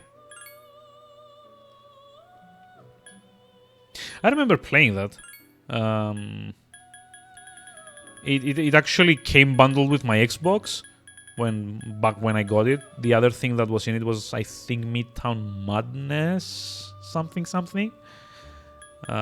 3 maybe. Which, I mean, fair enough. Was also quite a fun game for the time. Certainly not something that I'd want to get again. Yeah, Midtown Madness 3. So yeah, it sounds like we got the same bundle then. Ooh, the Carabia, really? Like a level 51 as well. Weak to Ice, Mamudon, Mudo Boost, Recon. No, I don't actually want to do that. Kikorihime would be nice to have, but I'm not high level enough to get that. Had the same bundle, yep. Like I said, sounds like we got the same one. Ooh, hey, we can make one of the 4 mythical beasts, Suzaku. So there's like 4 of these, like Byaku something, which is like a tiger. Suzaku, which is like the peacock. There's like a dragon that's called Seiryu or something like that. And like basically, if you get all 4, you can fuse them into like an uber persona. Let's see, Elec Boost, Elec Break, Charm D, Power Slash, Maragions. It's like a fire type persona, this one. So it's like, let's see, Hokuto Seikon and Dionysus. So if I do it in like a different order... No, we still get Elec Boost. I don't like that. But I do it like this. Null Shock, Null Fear, Elec Boost, and Evil Smile. Yeah, I don't like Elec Boost, but Null Shock and Null Fear is very decent. Like, very defensive. I don't like Sexy Dance either, though. So, how about we start with Samael, then. Hokuto Seikon and Dominion. Counter-Strike. Oh my god, with the Elec Boost. I don't care about that. Stop inheriting stuff that I don't need. But this way. Elec Boost again. Sometimes I hate this game and how very not clear the inheritance rules are. So this is a bit better. Hama Boost, Hama On. Again, Elec Break, which I really don't care about. It doesn't seem like it's going to get the Agidine either, because I don't have enough ranks in Social Link. Standard feature. I mean, it's... There's this whole... I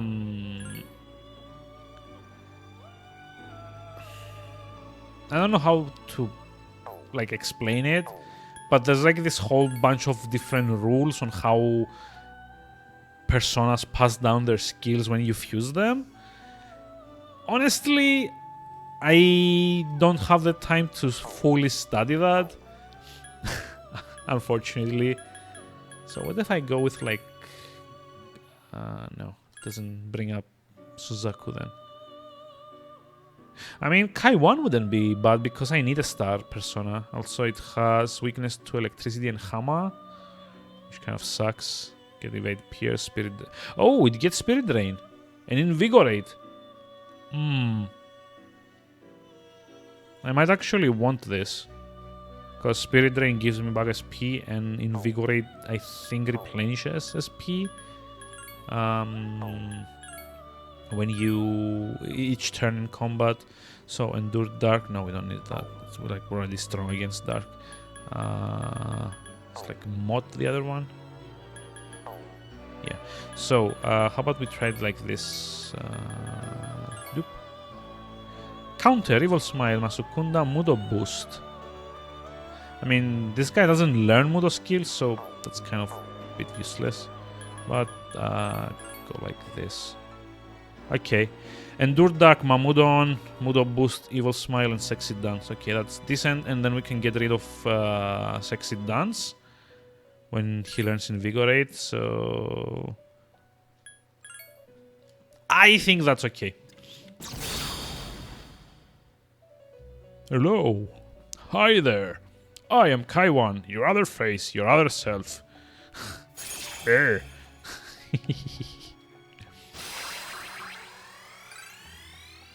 Annoyed old guy persona. Hey. Now comes the fun part of spending all of my money buying back the personas that I used to fuse. Yay. I mean, I have like 1 million and like 1.5 million, right?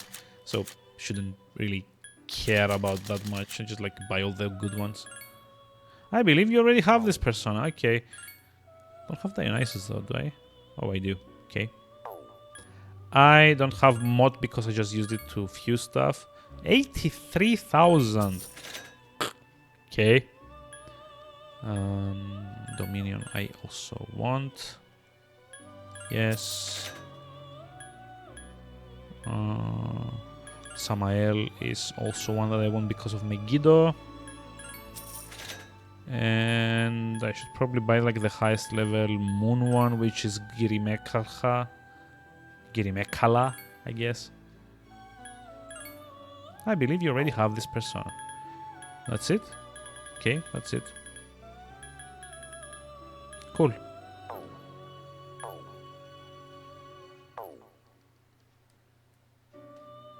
So we also need to find sushi for Elizabeth. Where do we get that? Anyone remember of a place that sells sushi in this game?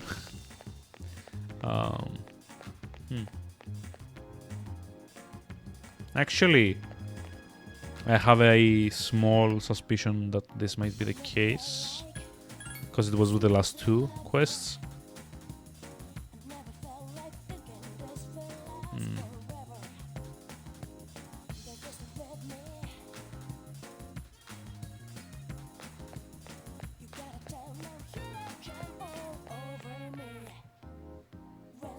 Nope.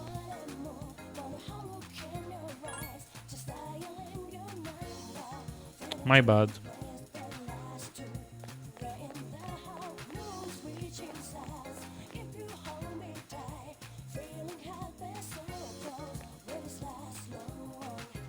Nope. And probably no. Okay. Maybe here. I'm gonna have to consult the guide for this, and I really don't want to. Boo. Anyway, I'm not doing that now. I'm just like streaming for like a few more. Still dropping frames though. Wow. I mean, it's not that many, thankfully, but geez, ISP, get your act together.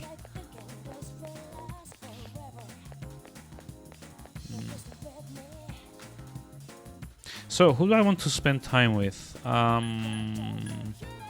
Probably the athlete, right? Star.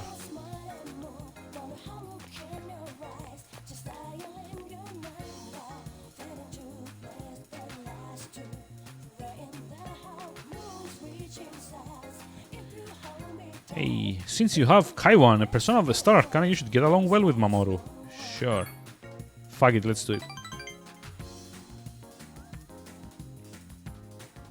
It's also a Thursday, which means I think we can probably max...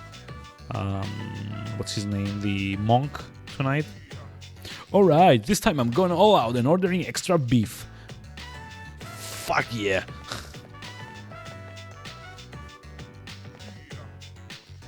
You get a lot for your money here. I've been a long time since I was able to spring for extra beef. Think maybe I should buy some for them too. Who do you mean? My siblings, I mean. I've got 4 of them. Really? Aw. Our apartment's pretty small though, so we have to plug them deep. Ooh.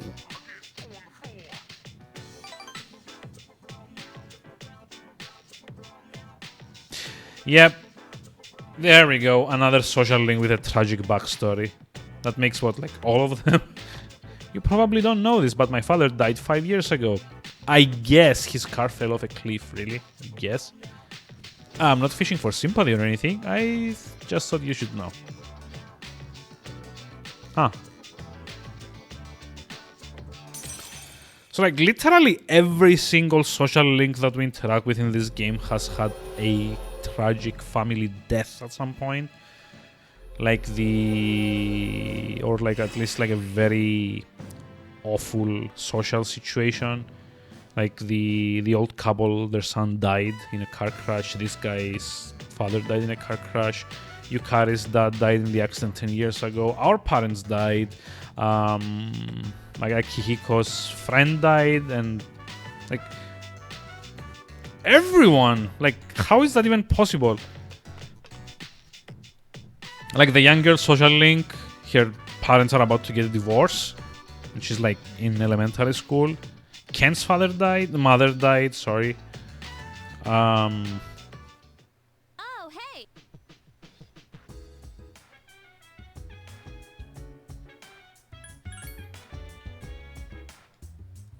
Like, I don't know what's going on even. Everyone. Like, stop it. Can't we just like meet someone that is just like well adjusted for a change? Like Gourmet King had his brother die, I think. This guy Mamoru had his father die. The monk had his entire family abandon him. This guy is like a general piece of shit, so we don't care about him. Haven't done this one.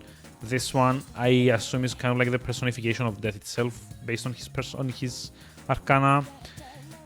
This girl's parents are divorced. She's getting picked on by all the other girls in her class because she's too athletic. Haven't done this one.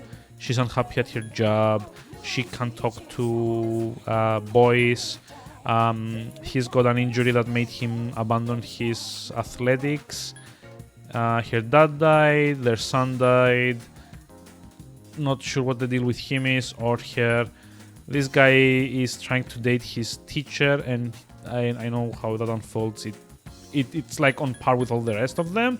So yeah, can I get one social link, please? That's kind of like fun and well adjusted and just like, you know, doesn't make me depressed AF to just like play through. Please. Like the ones in 4 and 5 were so much better in that regard. Like they certainly had their problems as well, and just like working through them was kind of how you developed them, but they weren't like all that depressing, right? I just don't understand why this is the case here. Oh, your relationship could become stronger soon. Oh no, so we actually need one more session to max him out. God damn it, that sucks.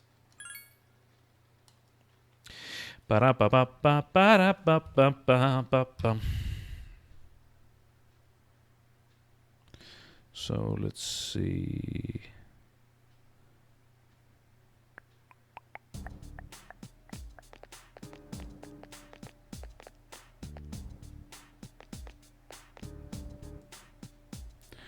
Okay. I'm just so very happy at the moment. So the missus doesn't watch this stream because she's not into gaming. So I've been dying to share this with someone. But I'm like not spoiling it for her. But I'm actually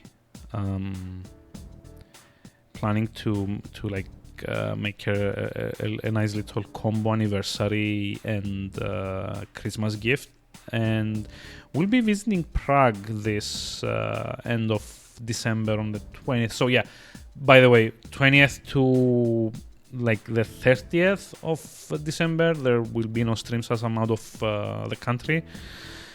But yeah, I'm actually been trying to surprise her because like she enjoys surprises and I haven't been able to afford one for like a while. So how's this for like a surprise?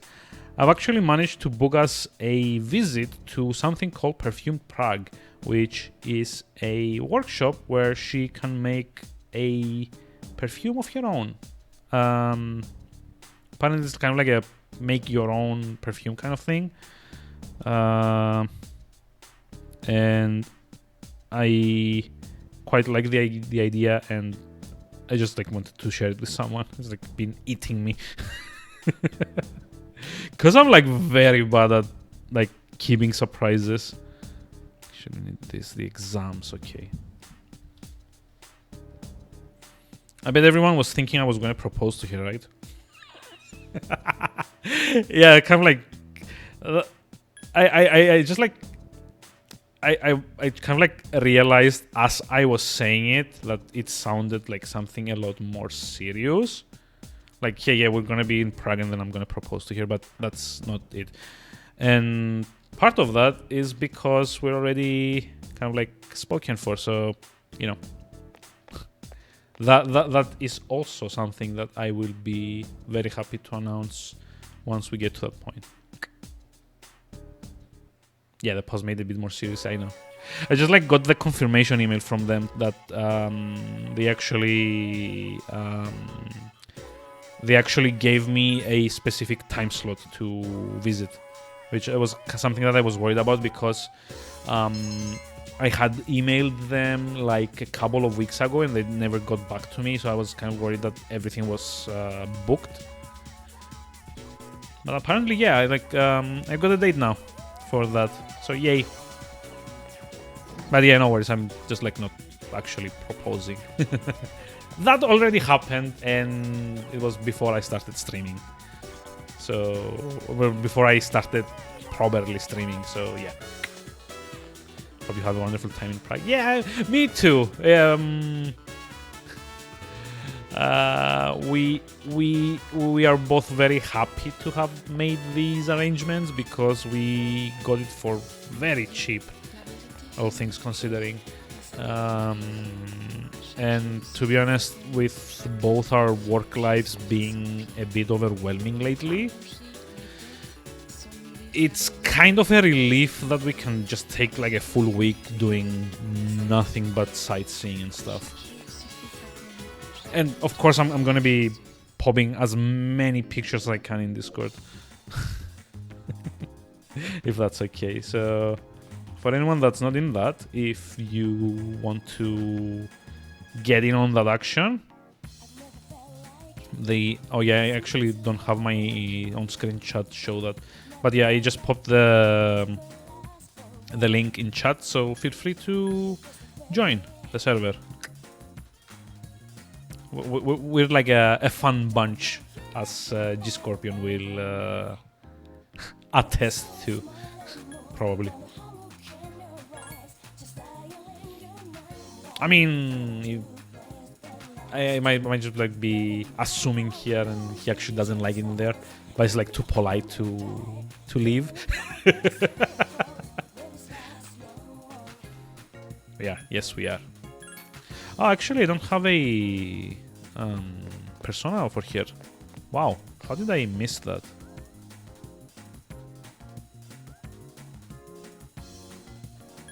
I apparently am very bad at planning stuff. Wow.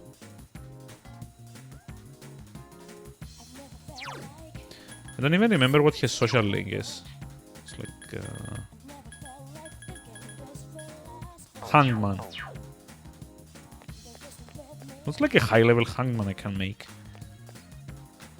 Huh.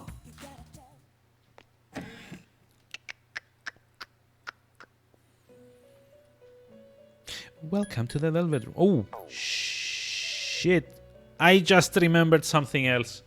Ah, I was supposed to get the helmet from that teacher today. Hey, Panelitas, welcome. How's it going? How are we doing tonight?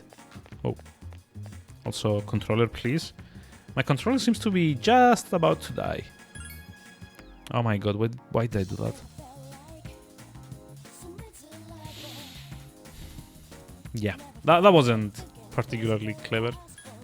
It's like, controller fail. I'm actually kind of worried if my controller fails because I have no idea where to get a PS3 one. Hey, just bought a new game and waiting to download. Which one did you get? Also, speaking of which, did anyone get anything interesting for like Black Friday or Cyber Monday? Kind of curious to see if anyone found any like fun little deals. Oh, Phoenix Point. That was the turn-based strategy from the creators of the original XCOM, right? Like that Golop person, I think.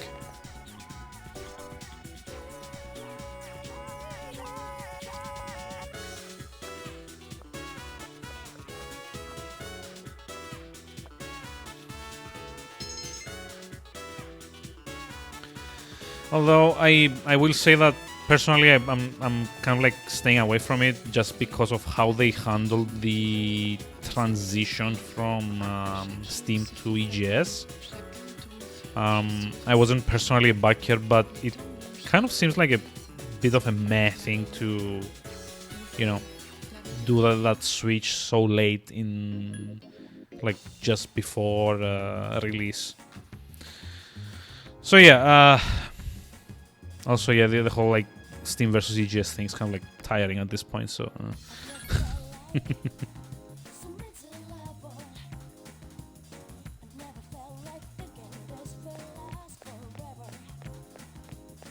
But yeah, hope you have fun with it. I haven't actually heard anything about the game itself, so Fingers crossed that it's decent. But yeah, did anyone like end up getting anything fun on the sales? Sales, I guess. Let's see, Hangman.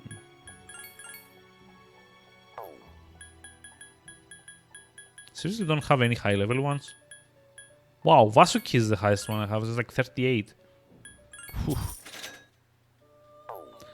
I can buy games for GOG. I mean, like we've had like a lot of expenses, so I actually didn't end up buying anything during the sales myself.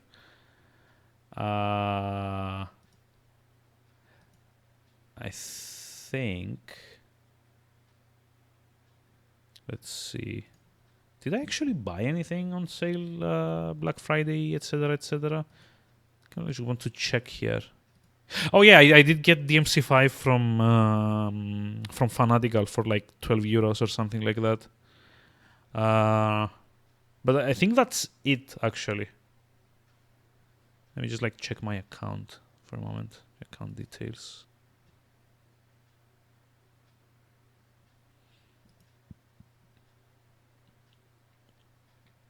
Yep, DMC5. And that's about it, really. I was like one small indulgence that I allowed myself. I mean, come on, it's like a 12 euro AAA game that only came out like 8 months ago, so it's probably also something that I'm gonna consider maybe either streaming or playing on weekends. As soon as I'm done with Fallout New Vegas, actually. So I started playing New Vegas off stream, just because I needed something that's not Stardew Valley. Because like I think as Nakta also kind of asked me this, like at the start of last week. I've actually been playing a lot of Stardew Valley the last couple of weeks, and that was mostly because, you know, I come home from work, I'm very tired. I didn't feel like streaming those days, so I kind of needed something that was a bit more mellow and less intense and required a bit less thinking to get through. And honestly, Harvest Moon and like Stardew Valley, which is, you know, based on that, those kinds of games are kind of perfect for that. Wanted to get Phoenix Point. I want to buy Outer Worlds when price drops. Have you considered trying the Xbox Game Pass thing? If you've never subscribed to that, I believe you can take a subscription for like €1 for like a month, the first month. And I believe it also includes Outer Worlds in like the games that you can get with that. So if it's something that you are going to play now, you can just like pay €1 for the intro price and just like play it now. If you don't actually plan on like owning it and replaying it down the line. Maybe this is divine guidance. The detective called me and said he found my wife and son. He said they're running a small restaurant. I guess it's pretty popular. My son's married and his wife's pregnant. That makes me feel old. Hey, this is maxing out. Yay. I decided I'd leave after I saw you, so I'll be going tonight. I won't be back until they've forgiven me. Aw. I'll get down on my knees if I have to. And if my son wants to sock me in the face, well, that's fine too. If I spend money for a game, expect to have it forever. Yeah, fair enough. Although, not to be the guy that rains on your parade, but like all of the digital clients are kind of not that anymore. Because Steam, GOG, Origin, EGS, the Rockstar client, I guess, Bethesda even. If any of those goes away, you automatically lose access to all of your games. So, yeah. with the exception of GOG, because you can download DRM-free installers. So, yeah. But I mean, I also prefer to have something on like a more long-term solution. It's just like the whole like Game Pass thing was specifically if you just had to play it now and you wanted to do it. It was like the smallest budget possible. Maybe Buddha sent you to help me. I gotta admit, I believe in fate. If I hadn't met you, I'd never have seen my family ever again. I owe you, kid. Okay, rank 10, another one. Woohoo. Can get some of the Steam. Yeah, fair enough, but that's kind of like a developer side thing, whereas in GOG is kind of like their whole, or at least it kind of was their whole point. I don't know how it is now. Because like, I was actually in GOG when they started. I have like I made my account during their beta period when they only had like 10 games or something on the service. And a lot of people might not remember it, but before Galaxy was a thing and all of that. Yeah, fair enough. I'm just like I thought I'd like chime in as well. I'm not like trying to correct or anything. But like a lot of people might not remember this, but GOG actually stands for Good Old Games, or stood for that. For the first like 3 or 4 years of its existence, its purpose was to get old games, make them run on modern systems, and then sell them DRM free. That was like how GOG and like by extension CD Projekt Red kind of like started out. It's kind of cool, and it's kind of funny that I own like 290 games on that. 90% of which are games that I also own on physical, and I just wanted to have a digital version in case the CDs or the floppies or the DVDs kind of like got damaged. It also kind of helps that most of the games they sell there are dirt cheap. Wait, what? The Tower Social Link is at its maximum level. You can now create Chi-Yu, the Warrior King. Okay, sure. But yeah, I just love the whole idea of getting like a bunch of my games in digital versions that actually run on my PC without having to worry about compatibility modes and stuff like that. Although eventually they got around to the point where you do need to run some of the stuff in compatibility mode anyway, but that's fine. But yeah, it was like more of a way to make everything into a digital backup of what I have. And you know, also because it was very, very cheap, and just like for a lot of the games that I bought on there, it was just like paying like €3 for the convenience of not having to set them up through compatibility crap. But yeah, it kind of sucks that they couldn't make that model work, and they had to actually expand into new games to stay afloat. There was also a time where they offered like store credit in order to cover up any regional pricing differences.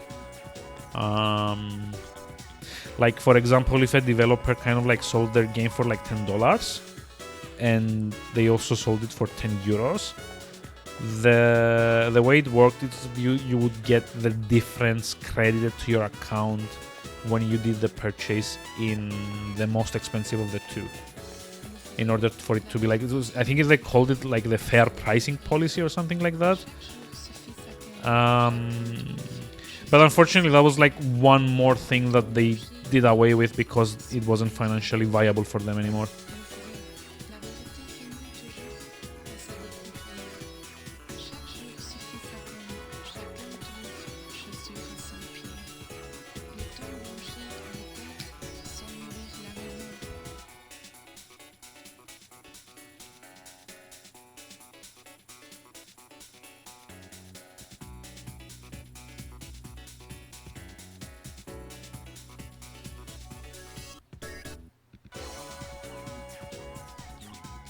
So we're basically just visiting the teacher's lounge to get that helmet.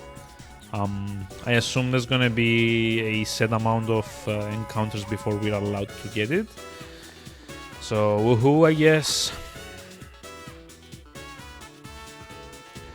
At any rate, we're not allowed to proceed with any of the schoolmate social links, so there's not much else we can do. Is it gonna be the star athlete or the girl at the shrine at the moment? I think I'm gonna like do girl at the shrine. Just cause it kind of like stayed a bit behind, and once the exams are done, I'm gonna be focusing on the schoolmates ones. Did you know it was my birthday the other day?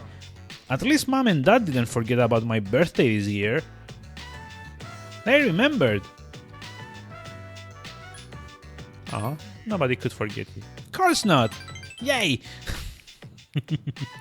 We haven't really eaten together as a family for a while. We used to eat dinner together every night. How come mom and dad don't get along anymore? Oh, come on. I know. I'll just ask them why they wanted a divorce. Oh. If I can get rid of the reason, everything will be fine, right?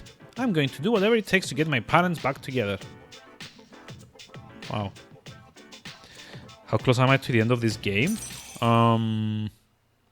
So this game actually ends in in-game month of February, and now we're in October, so it's like 3-ish in-game months. In terms of actual playtime, I have no idea. I want to say it's at least another week's worth of streams at least. Because you'd have to consider that I'm also going to be grinding a bit in Tartarus to get a few of the social links out, unfortunately. And like, sorry, request, not social links. I was thinking of like a different thing. Oh, let's go for a walk. Go together. But yeah, I'm like fully aware that we've been streaming this for like 50 hours so far. I've got a full month's playlist out of this already. But hopefully it's not going to be that long. I am very keen on getting this over with. Not because I'm bored of it, but because I think you guys are.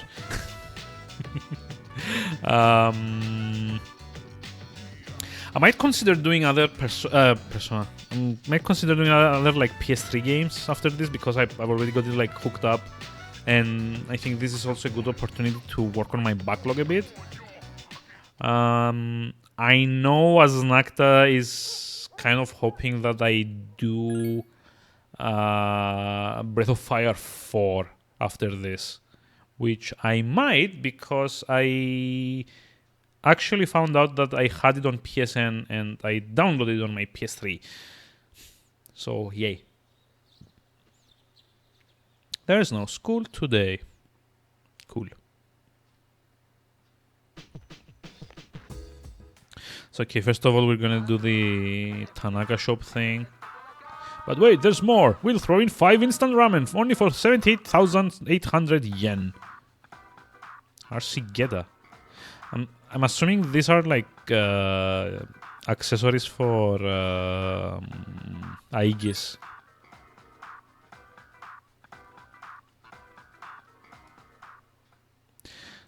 Okay, so Hermit? Actually, no, I'm not gonna do Hermit because I don't have a Hermit persona with me. And once you exit your bedroom, if you re-enter it, it will automatically finish the daytime slot. So I'm gonna go get a Hermit for the next weekend.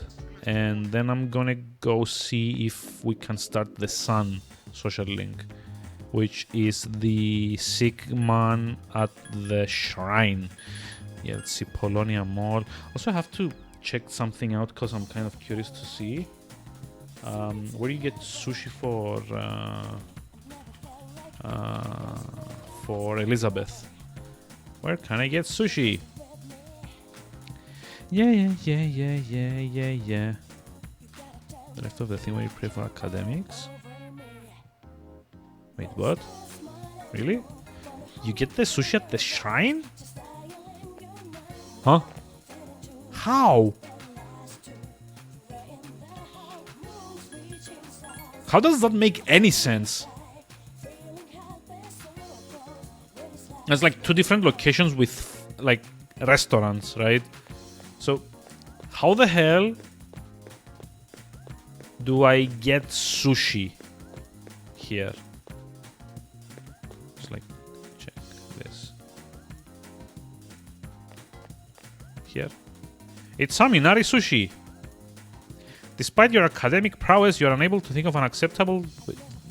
Oh, what? You there? Why do you have such a sullen look on your face? Did something happen? A boy your age should be carefree. What you need is a good meal and some rest and you'll feel better. Here, have this Inari sushi. How? This doesn't make... How was I supposed to think of this? Seriously. How the hell was I supposed to figure this out without a guide?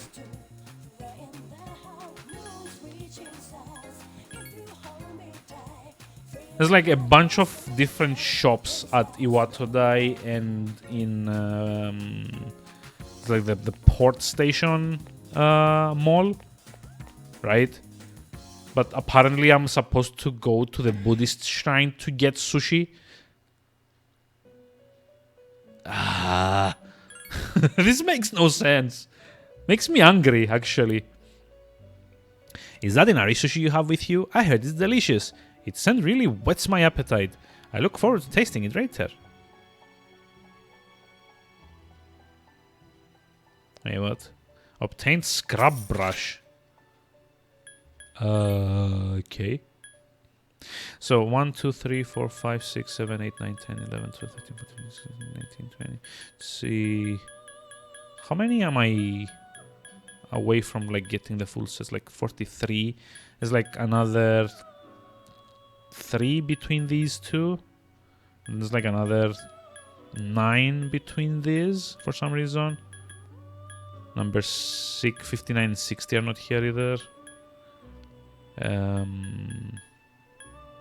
65 to 79 are not here. There's like a lot that I haven't done yet. Oof. It's like 99 of them. Okay. This one I think I need to be 53 to make, so out of the question yet. Yeah. So we needed a persona of the Hermit Arcana, right? Like any high level ones? No? Taraga. Fine. Sure, why not? It's not like the best one, but, you know. Beggars can be choosers, apparently. So, Maiko said that we can meet the sun social link at the shrine on Sundays. But there was no one there that like matched that description, was there? Unless he's over here and I didn't see him. Oh, he is. Hi. Your eyes are so clear. Your soul must be burning brightly. The me that I see reflected in your eyes and the real me. If there is such a thing, how far apart are they? Almost 0? That works. Your words are very beautiful. If I had something to write with, I'd write them down. I have a fountain pen. It uses red ink, blood red. Oh my god, what? My pen is my supporter, my spokesman, and my friend. Hey, what? His fountain pen is missing? So we can't actually start it unless we find his fountain pen? What? Really?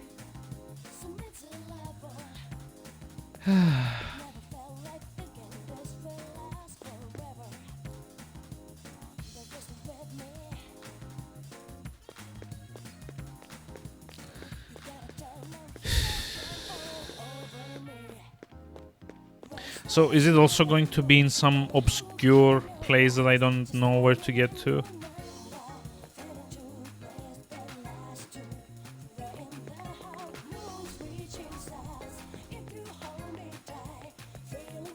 Maybe I'm supposed to buy it from a shop or something. Maybe. Like the only shop except for... don't argue with him. No, the funny thing is that he's a social link, so we are actually actively going to try to understand what he's talking about. That's the problem here.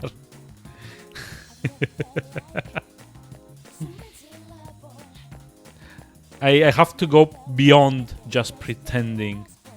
Oh my god. Yeah, I'm googling this as well. Screw it, I'm seriously not gonna waste time.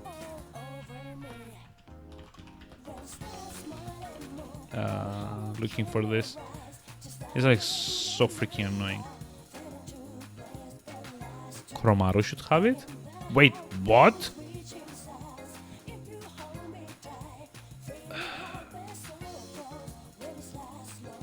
What? Really?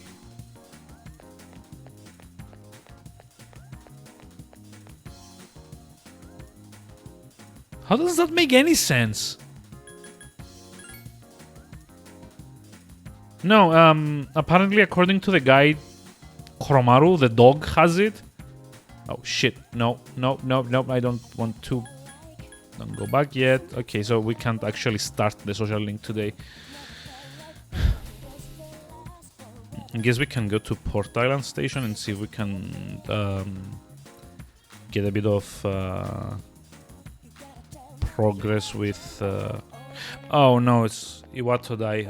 This is the wrong station! Ah! I'm using this word again. Wait, what? Huh? What word? Stop confusing me. I'm like very prone to getting confused. Oh, there we go. Hi. Spend time, blah blah blah.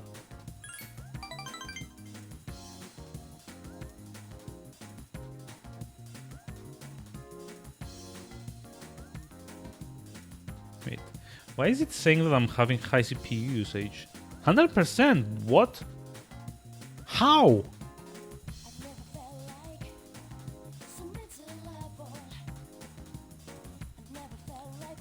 What the hell is using 100% of my CPU?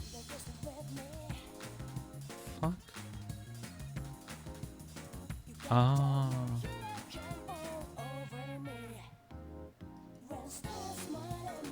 Wanna hear a funny story? I actually have like a mid-range i7.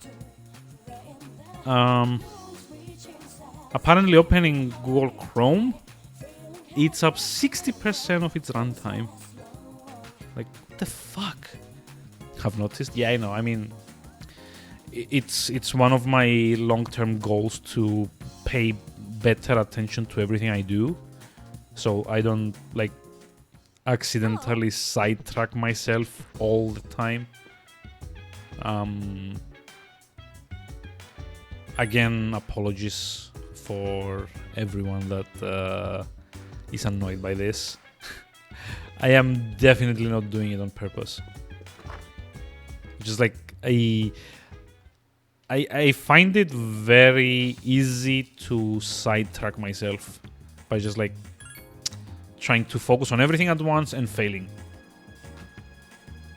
I have been told by a friend that watches the stream that it becomes very annoying at some points. So again, apologies.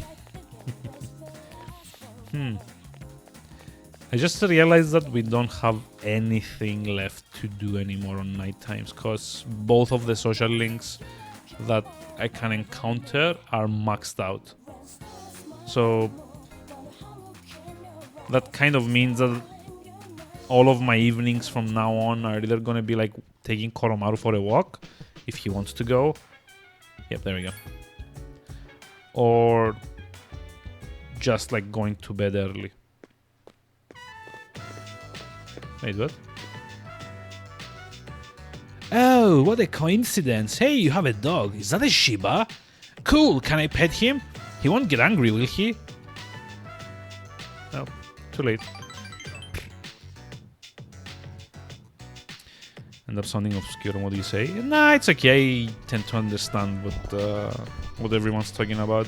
It's just like my issue is like more like focusing on specific threads, if that makes any sense.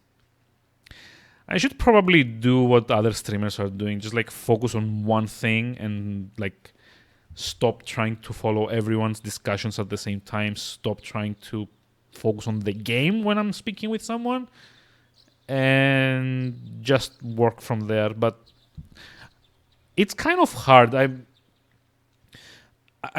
don't have the way of thinking that facilitates that. Unfortunately. Also, doesn't help that most of the games that I stream tend to have a lot of text in them. So I also have to focus on chat text. I also have to focus on game text, on what I'm actually doing, on the overlay to check. Actually, we stopped dropping frames, by the way. So fingers crossed that tomorrow is going to be fine. Hopefully.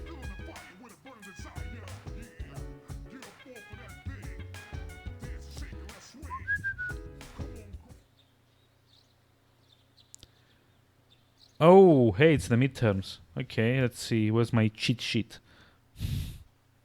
I'm like acing this. Important life advice this. Question seems familiar. What is the #1 source of stress for women? Wait, what? Husbands. Ha. How the hell is that a thing that you get taught in high school? I mean, it might be like a cultural difference kind of thing, but it seems a bit stupid to me to teach that to someone.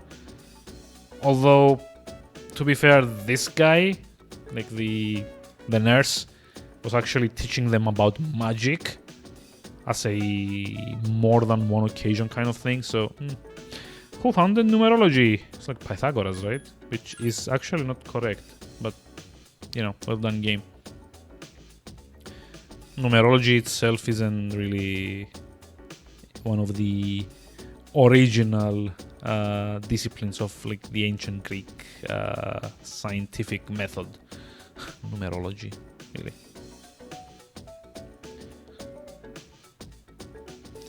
What is superconductivity? Well, actually, I already knew this one, but you know, part of my original studies were like included electrical circuitry basics. Okay, then the next one I'm sure I wouldn't have known though, at all.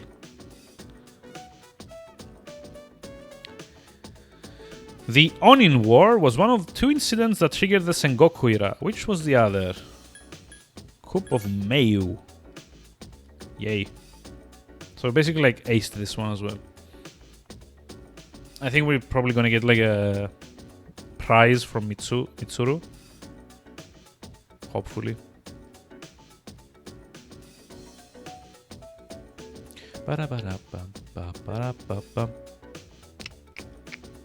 The questions are just too easy. Whoa.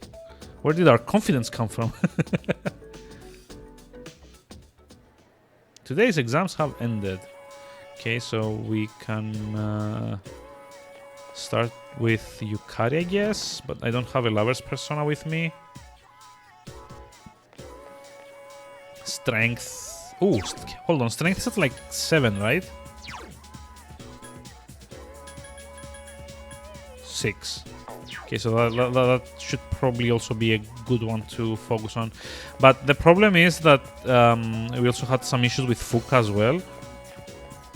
So if I mean to level them all up, I'm probably gonna have to try and like spread out the time spent, I guess. So there's like two ways to do this. Like, one is to focus on each one individually until I get them to rank 10. Because once they get to rank 10, they won't reverse anymore, which means I don't have to worry about spending time with them at all from that point onwards. Or I could try to figure out a system in which I just like rotate through them. Because mathematical concepts are more practical than physical ones that have greater actuality. Is that what numerology is supposed to be? Because I thought I might be confusing it with something else then. So, strength. We have any... Let's see. First of all, I think we need to register Kai1. Let's see. What's our highest strength one? Saki Mitawa is lover, 39. Strength? Oh. Hanuman, 40. Okay. Oh, fair enough. So we also need to check for that helmet again.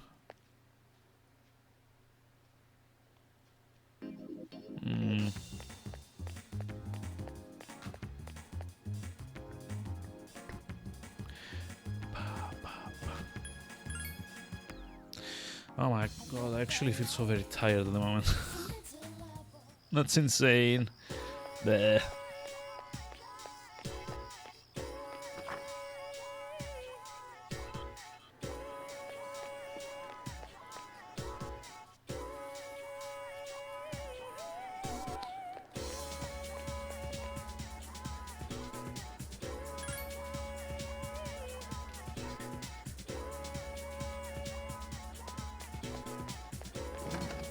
Numbers are the universal language offered by a deity. Fair enough. That actually, the second bit that you pasted there, that actually kind of reminds me of something you'd like listen to, I guess, or read in Civilization. Because it kind of seems like the thing that would come up once you research the specific technology. Like for people that haven't played Civilization, at least the more recent ones like 4 and onwards, when you research something, you usually get a pop-up saying that you research, say for example, bronze working or animal husbandry or something like that. And it would be accompanied by a small quote of something relevant historically to that. Which is one of the things I've always enjoyed about Civilization as a series. I mean, it might not be like the best thing to focus on. Like, for example, who the hell plays Civilization games for the quotes? But it's something that I always enjoyed in Civ games, and in extension Alpha Centauri as well.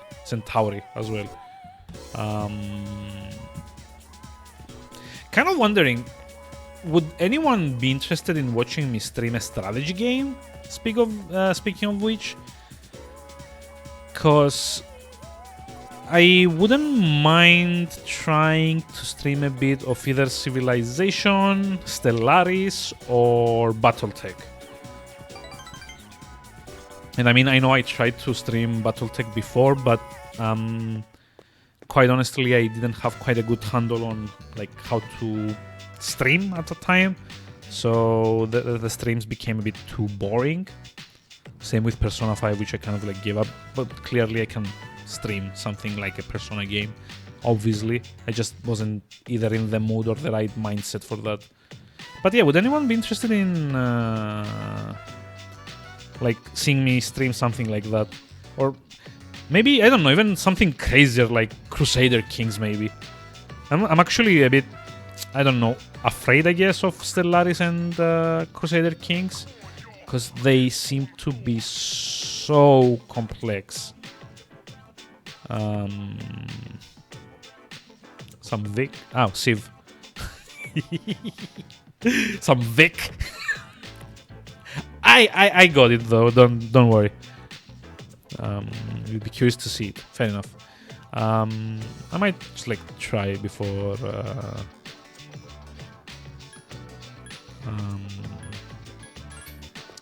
Might try it like before Christmas, maybe if we're done with like this.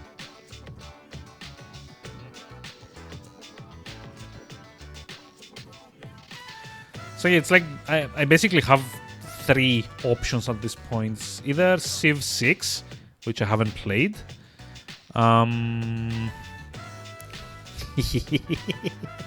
Yeah, I figured it out, no worries. But yes, I was saying, it's like either Civ 6, which I haven't played so far.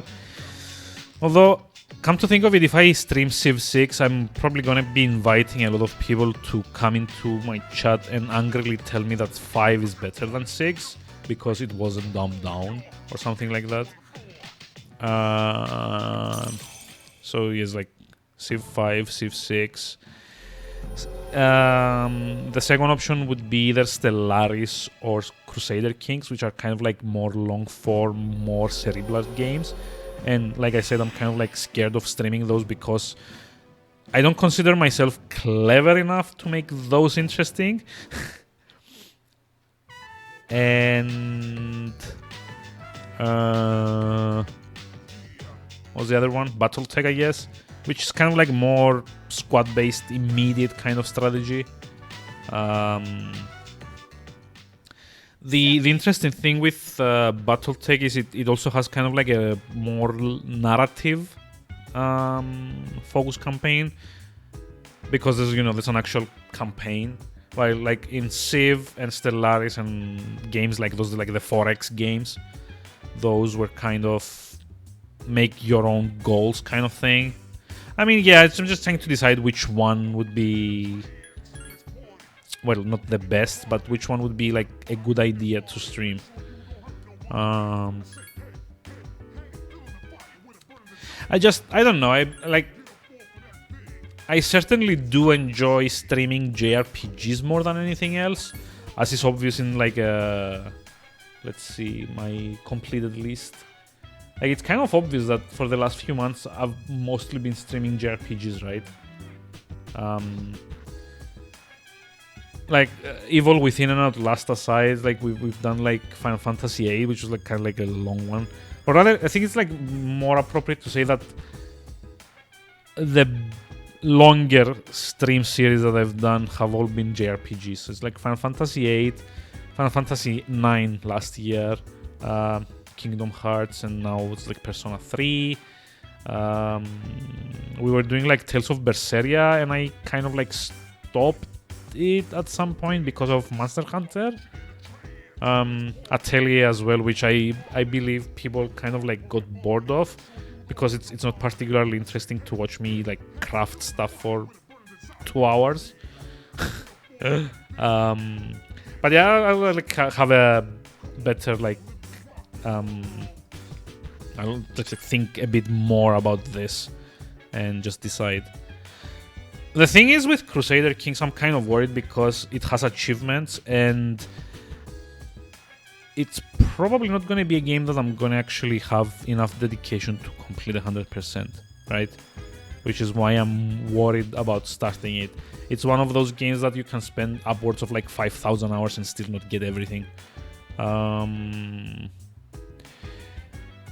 And even though I'm not particularly doing achievements nowadays for like the last year or so, I'm like not actively hunting for those, it still bothers me that I leave a few games behind.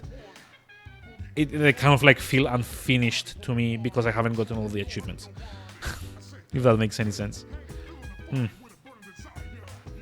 So yeah, I'm like leaning more towards BattleTech, to be honest. Yeah, I know. I mean, I'm just like thinking out loud. I mean, I'm kind of like leaning towards BattleTech with that. Although I think it's probably going to be a bit boring at the start because I need to learn what everything does. I remember there's like a big learning curve with that game at the first like 5 or 6 missions. Like Civilization would be the other one, but also, you know. Yeah, 4X are not games you finish, but I mean, achievement-wise at least, I mean, finish. Like, if it had no achievements, I'd be more than happy to just like play 10 or 20 games, do like 3 or 4 streams and forget that the game ever existed after that. Like, it's also the reason that I haven't played much of Civilization 5 lately, because there's like nearly 300 achievements in that thing, and a lot of them are so very finicky to do. I know you can cheese a lot of them, but you know, I don't like to. You maybe can avoid achievements in Paradox games, really? Oh, you mean by launching them through their what was the client called? The shit. I forget what that's called. They have a client though, don't they? I mean, you know, the other thing that I could also do, right? I started at some point playing Theme Hospital, and I would love to finish that run because we got the Core 6 version, which was like an upscale remaster kind of thing, and we got like the remastered soundtrack as well. So I might just like try and do that instead, Theme Hospital, and maybe Dungeon Keeper at some point, which is definitely going to be a lot more fun to watch.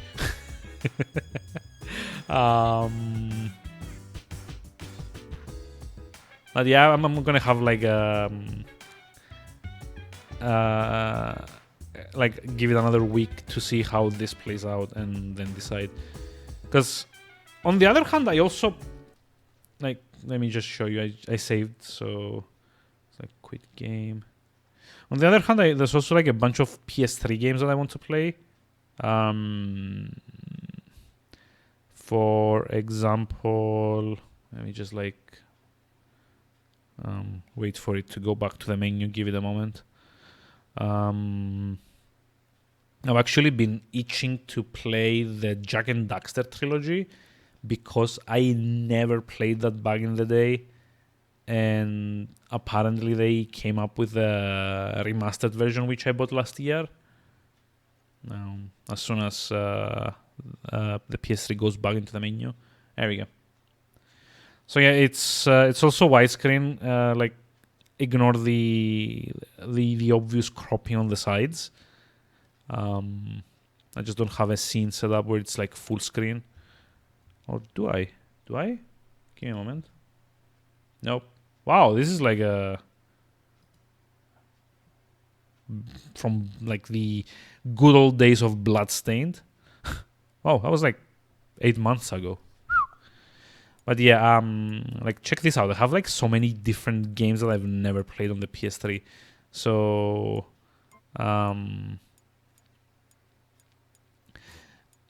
I would also love to just get through some of these now that I have my PS3 hooked up.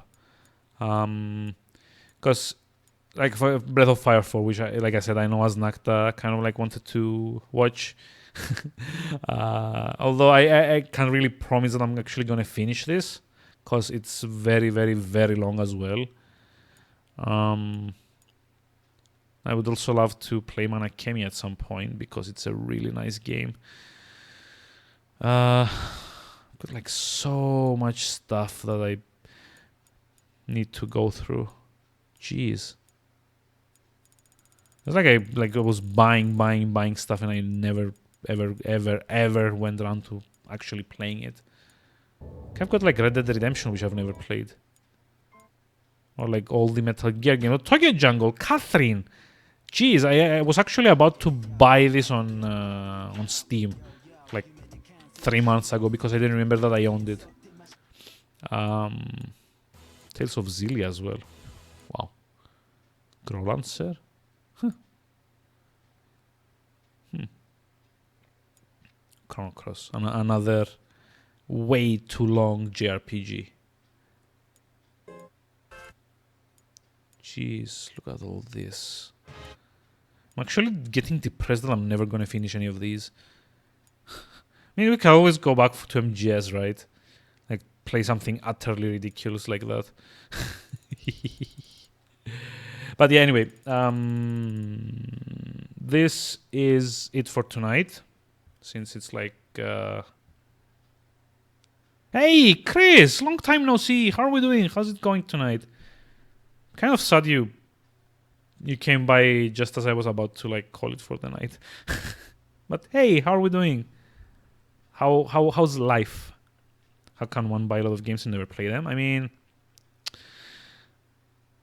I'm sure you're not aware of this, but some of us have this problem called a backlog. I'm sure you've never had to deal with it. Kappa.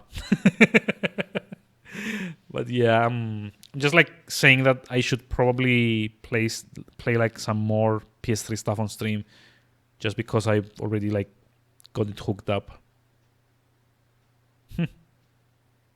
Yep, I know the feeling.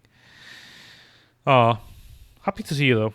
But yeah, it's kind of like time for me to call it for tonight.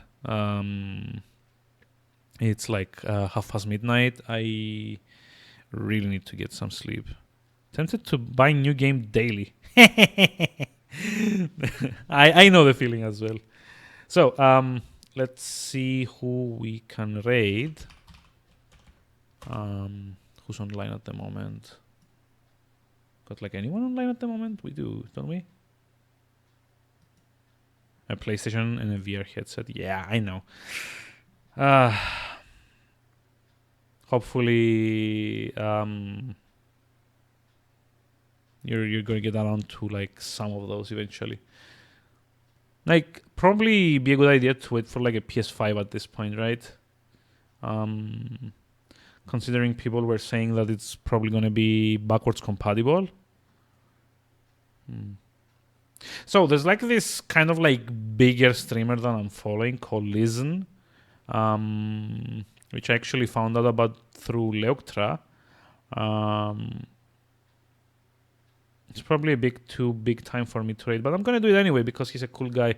He's also like a Cypriot, I believe, like me, but he's from Australia, and he's also doing Demon Souls on PS3. So I guess that kind of fits thematically. I'm not seeing anyone else that I usually raid, so you know, you get what you follow, I guess. So I'm just reading that guy. It's like watched him a bit. He seems like a fun streamer. He's doing Demon Souls, so enjoy. And hopefully I'm gonna be online tomorrow with more Persona 3 and hopefully a lot less dropped frames. So have a very pleasant evening, everyone. Thanks for dropping by and have a good night. A good night, indeed.